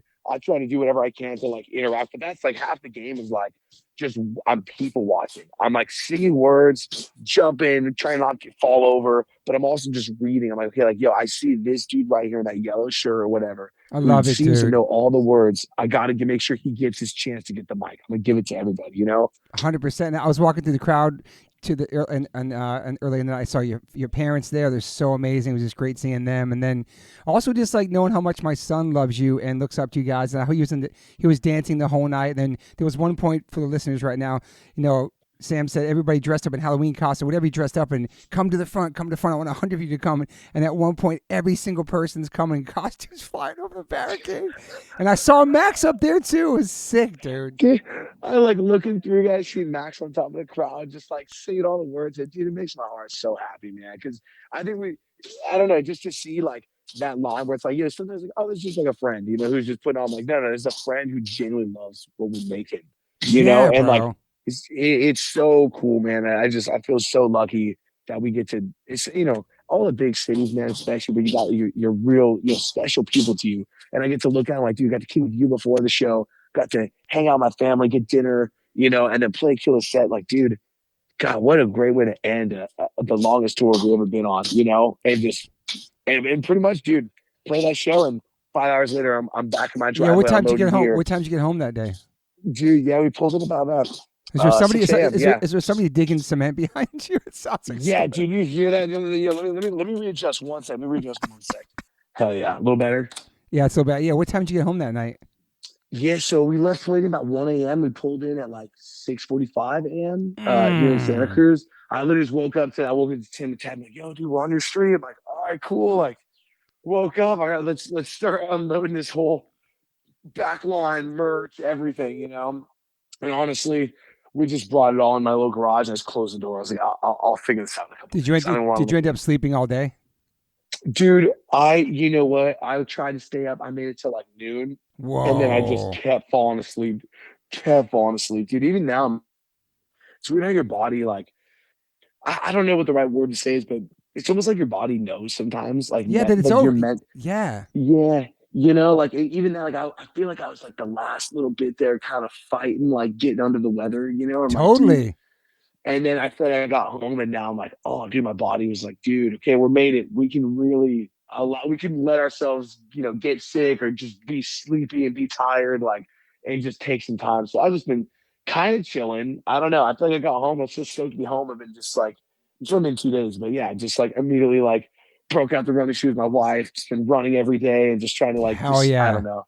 It's so But nice, it's man. like your So happy. it's like your body decompresses and it's used to like going and going. You have like a schedule every day you're playing, and then when you get home, it just kind of like hits you, right? Your immune system, everything. It's just like fuck, Dude. You gotta rest. It's so crazy, dude. It's so crazy. And we got home and like I was saying, like, oh, we just moved to this new spot. I've never had a dishwasher, so I'm like, I mean, the dishwasher running, and I misheard it, and it was like, shoo, shoo, shoo, and I was like, I thought I was back at sound check for a second. I was kind of like in a daze, like, yo, is that the snare? Are we sound checking right now? Oh Like, my dude, what God, is going dude. on? Like, dude, I'm fried. I'm losing my mind. And there's also for the listeners this kind of post tour. It's not post tour depression, but it's like getting back into like the swing of your regular life after being on tour for a long time. You know what I mean? Like getting back into Dude. routine. Yeah, I mean, yo, you said something when we were doing a thing, and it's like, it's true, man. It's like I feel like we get to go, we get to leave and just kind of be in this like fantasy land, like It Peter is, Pan dude. world, It is, you know, and bro. like, and it's so bizarre. Like I come back and I'm like, oh yeah, like I have responsibilities, and that this is Yeah. what I have to be responsible, you know, and it's so we're so lucky we get to do it. This is because some people don't get to do that off switch, especially people that like, you know, have a family, have kids. Like you really don't get that off switch very often. No, And dude. we get to just be like, boom, turn the brain off. I'm with the boys, being silly, doing dumb stuff. And, you know, my Saying only dumb goal is shit. to Yeah. say, yeah, dude, my only goal is to get people to go crazy and rock out. And yeah, then I come home like, oh yeah, we got this. Yeah. I don't But know. and then there's Very not that lucky. high, and then there's not like that going on stage high. So instead of that, like you said, you exercise, you run. You got to keep your mind going to be creative too, because you don't want to lose that energy because you're giving out so much every day. You know. Dude, you have to, man. That's the thing. It's like that fine line. Like let my cup kind of fill back up a little bit, but like I gotta stay busy, man. Gotta stay moving. You know, it's just whatever it might be. You know, all and the best thing, it's always something. I say that now. I'm like, dude, I have like a little over a week. So we got home, and 2 days after, it's like we just announced like a big ass show. We're announcing. We just put tickets up to. So it's like just always on to the next thing. Boom, boom, boom. Yeah. Yeah. That's been announced already. Yeah, so just we announced it yesterday. When does this come out? This come out It's coming out the next. 7th? Coming out next Monday. Yeah. Next Monday. Okay, so next Monday. So yeah, I don't remember exactly when we're announcing a second part to this, but yeah, dude, we just did a show, dude. It's so, oh my god, it's so crazy. We just found this where we went to college. Tim and I, like, it's up in the redwoods. It's like in the forest. Yeah. And there was this old amphitheater that they did some like more like concerts and like theater productions at, but it's been closed for a long time. But over COVID, they brought it. I think it was over COVID. They rebuilt it. Anyways, it's like a 3,000 capacity outdoor amphitheater in like the forest. And we Wow. just locked down. Like that's where we're doing our next headliner or like headlining show like locally. That's incredible. Yeah, we just went up with that. So stoked, dude. So stoked. Can So you announce the other thing that's coming up on this Friday? Because when this pod comes out, it's actually 4 days before your record comes out. Is that announced by then too? You know what? So if it's before the record comes out, I can't actually say the rest. But When do you announce that though? So that's coming out. I think that's a few days after the record drops. We're Oh, announcing okay. this Gotcha. other stuff. Yeah, a little bit after. But yeah, just always cooking. Always got some stuff we're cooking up. You know what I mean? No dull moments. Never get a chance to be bored. Always got to, whether you're physically there playing it or just mentally planning it. Always got something we're cooking up. Yeah. Also, hearing you sing the new song live was great too. You sounded great, man, singing it. And oh, dude, sounded really thank good, you, man. man. Dude, you know what's funny? I mean, well, thank you. Seriously, thank you so much. I really want to do better, man. Like I like tabbed out the melody, like, And it's and I would it's just in be your like, range too. Not to carve, it's in your range too, because before probably trying to sing Descendants, that's a song that they wrote. This is a song you wrote with your range. Do you know what I'm saying? You could totally tell the difference. dude, I'm not gonna lie. Yeah, and here's the thing that's so funny, and I'm not knocking it, dude. That song is incredible. The very good things, the opening verse, the opening line, dude, it is in like a key that's, I don't know, it's just very foreign to me. I can like, we've been playing it live every night for years now.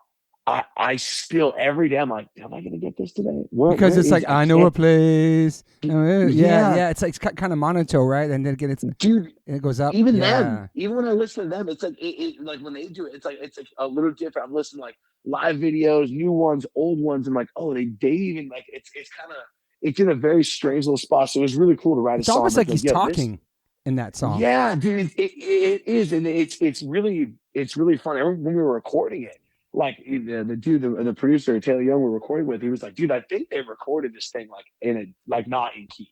So it's like you're afraid forever. You're Wow. going in, you're going in just copying something that was already done. Like I don't say incorrectly because that's beautiful, but you know what I mean. Like Interesting. so, yeah, it's really nice to write a song now that I'm like, yo, this is my range. This is where I can hit, and I feel way better at it. Do you feel better singing that than the Descendant song? Yeah, Yeah. yes, definitely. But then I think it's weird through like I tapped out the melody, and I've been like Yeah. looping it. I've been like playing it on bass and trying to sing with it, and it really has been helping me trying to get that pitch. Not perfect, but it's helped me get it. I think through doing that, I never did that with Good Things. I probably should have done that. So doing the one kind of helped me be like, oh, this feels like a muscle memory. Like that's where when I feel it, I'm like, okay, that's the right pitch right there. Yeah, I love it, dude. It sounds so good. All the new songs sounded great. The reaction to the new songs were great. So it was cool, man. See people singing that. Oh, we're so lucky, dude. Because that's, I mean, dude, I don't know, it's been quite a while since you guys put out some new It's music. been But 10 years. I say you remember that feeling, dude. I know it. Yeah, It's I like, know. dude, you're kind of like, dude, I hope it's not just people looking at me. You Yeah. want me to interact with this music. Because you're so psyched about it, and you want people to love it and hear it too, and like hopefully the reaction is as good as you feel about it. It's just hard to put those in the set. Like, yeah, for sure, playing new songs. Yeah, dude. So we're pumped, man. I can't wait for the other. I mean, we put 4 songs out. I can't wait for the other city. There's 6 more. There's 10 on the record. Really excited if I want to hear the rest of them. Yeah, I well, feel like, a couple days from now, the record's going to be out, so it's an exciting week for you, man. I'm really happy for you guys. dude, thank you, Toby. Thank you for everything, man. Thank all you guys, for the I like when you hit me up like, oh, listen to Nothing to Prove today, or like how you put H2O on the show, and then we did Europe together. I loved we got a chance to play with you guys in America, and just like, I don't know, you've always been supportive of H2O, and I appreciate that too. Of course, man. Dude, thank you. Yeah, we actually did on this tour. We got to stop at the Sirius satellite office for Faction Punk. Yeah, the channel on there. Yeah. And it was just Tim and I. We got to pick up some songs. I put Fairweather Friend. I think that's maybe my favorite H2O song. Wow. I really love that song, man. Thank you, really man. love it. Yeah, we got to pick a couple. So I was like, yo, I love this song. I love the message, and also just like the melody, and I just love the music. It's incredible. I hope I can see that live one day. For sure, dude. We used to play a lot. We'll bring it back for sure. I mean, next time we play with Drain, we're gonna play it. Hey, let's go. Hopefully sooner than later, man. Hopefully, dude. Right. Thank you, bro. Well, I appreciate you, man, and congrats on everything. And I'll see you soon, bro. And thanks for doing this podcast. It was great hanging out with you and seeing you guys play. And for all the listeners, the record's out 4 days from now on Epitaph Records. And yeah, man, I'm psyched. Drain is your friend. Dude, love you, Toby. Love you too, brother. Have a great day. One life, one chance, man. Always. Thank you, guys. You too. Hell Peace. Yeah. Bye. Later, guys. Bye. Gotta give a big shout out to Liquid Death. I've been in a band called H2O for 30 years. And my first real job with a company is a water brand. Go figure. Love you, Liquid Death. Love the people. Love the brand. Love the concept. Love what they give back. Love the community. Love what they do for the environment. You can go liquiddeath.com/OLLC and get free shipping on any of their merchandise that they make. They have such incredible collabs. Also, if you want to hear the story of the CEO, my good friend Mike Cesario, on the podcast, you can go to episode 115, part 1. And then 2 years later, we dropped a part 2, which is episode 275, with the CEO, Mike Cesario. Just a man from Delaware with a dream, worked at a marketing company and made this become a reality. Liquid Death is an incredible company, incredible water, incredible people. And I'm super, super honored to be part of them. They sponsor my life. They sponsor everything, my family. So go liquiddeath.com/OLLC and get free shipping on anything you want to buy on that site. If you want to get water, it's exclusively on Amazon.com. Murder your thirst, y'all. I always ask my guests if they have any regrets. I personally don't have any regrets. Even when it comes to my tattoos, I have the silliest tattoos. Even my ET on my leg, it's still a childhood memory for me, and I love it. I've had tattoos on top of tattoos strictly because I wanted more tattoos. I started getting tattoos when I was 18. I'm 52 now, and I can't stop. I've had laser treatment before on something on my arm. It's 4 tattoos on top of each other, and that experience at that place was pretty fast. It was pretty cold. It was in and out, swipe the credit card. Don't really tell me much, didn't give me much details of anything was going to happen. So I never went back. So as of most recently, I'm so lucky enough to have had 2 sessions at Removery Tattoo Removal. My tattoo on my arm that looks like a big black blob is now super light. I've had 2 sessions. I have a long road ahead of me. None of this stuff happens overnight. You cannot take a tattoo up in one sitting. You have to be patient. And it's painful. They ice you up. It's super fast. To me, it felt like a bunch of rubber bands. But what's more painful than that is looking at something on your body that you think you're stuck with for the rest of your life. That sucks. But now for me, I'm really happy I started this journey. I'm slowly going to get this tattoo removed. I never thought in a million years I have any kind of real estate on my arm. I don't even know what I want, but it's exciting. I'm so honored to announce that One Life, One Chance podcast is now with Removery. Call 866-934-4570 or go to removery.com. Use TobyH20 and get $100 off your first session. One of the most experienced tattoo removal companies in the world. Removery has 155 locations and 1.8 million treatments. US, Canada, and Australia. State-of-the-art peak-away laser technology, cryo-technology to reduce any discomfort. This is so exciting for me because all I do in these podcasts is talk about tattoos.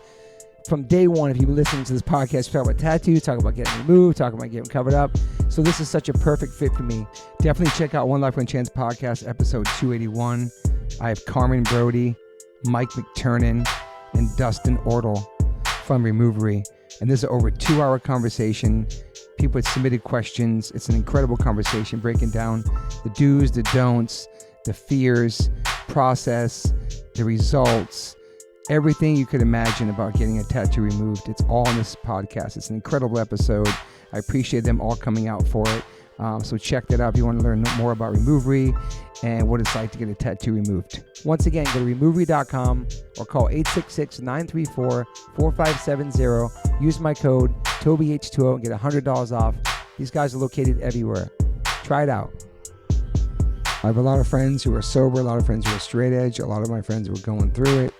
I know struggling with substance abuse and alcoholism can be really, really hard, especially knowing who to turn to. It can be really, really daunting. I'm here to say that a good friend of mine and his friend started this incredible treatment center called Refine Recovery. They gave me a phone number, 855-516-3332. You can text, you can call them. It's totally confidential. It's safe. There'll be somebody on the other line to help you out, a compassionate human being to talk to. They help you navigate the process, the insurance treatments. They accept most of private insurances. You can go refinerecovery.com, Refine Recovery Instagram. I know it's hard, but reach out to somebody, man. People care about you. People love you. People want you to be here for a long time. People love you in their lives. If you're going through it, make this phone call. It's totally private. I know people DM me all the time about going through it and going through sobriety and trying to get straight and trying to take care of themselves, and the struggle is totally real. And Refine Recovery is the definitely move. Reach out to them, 855-516-3332, or text them, 855-516-3332. You can call or text this number anytime, 855-516-3332. You know the drill. This number is here for you to call.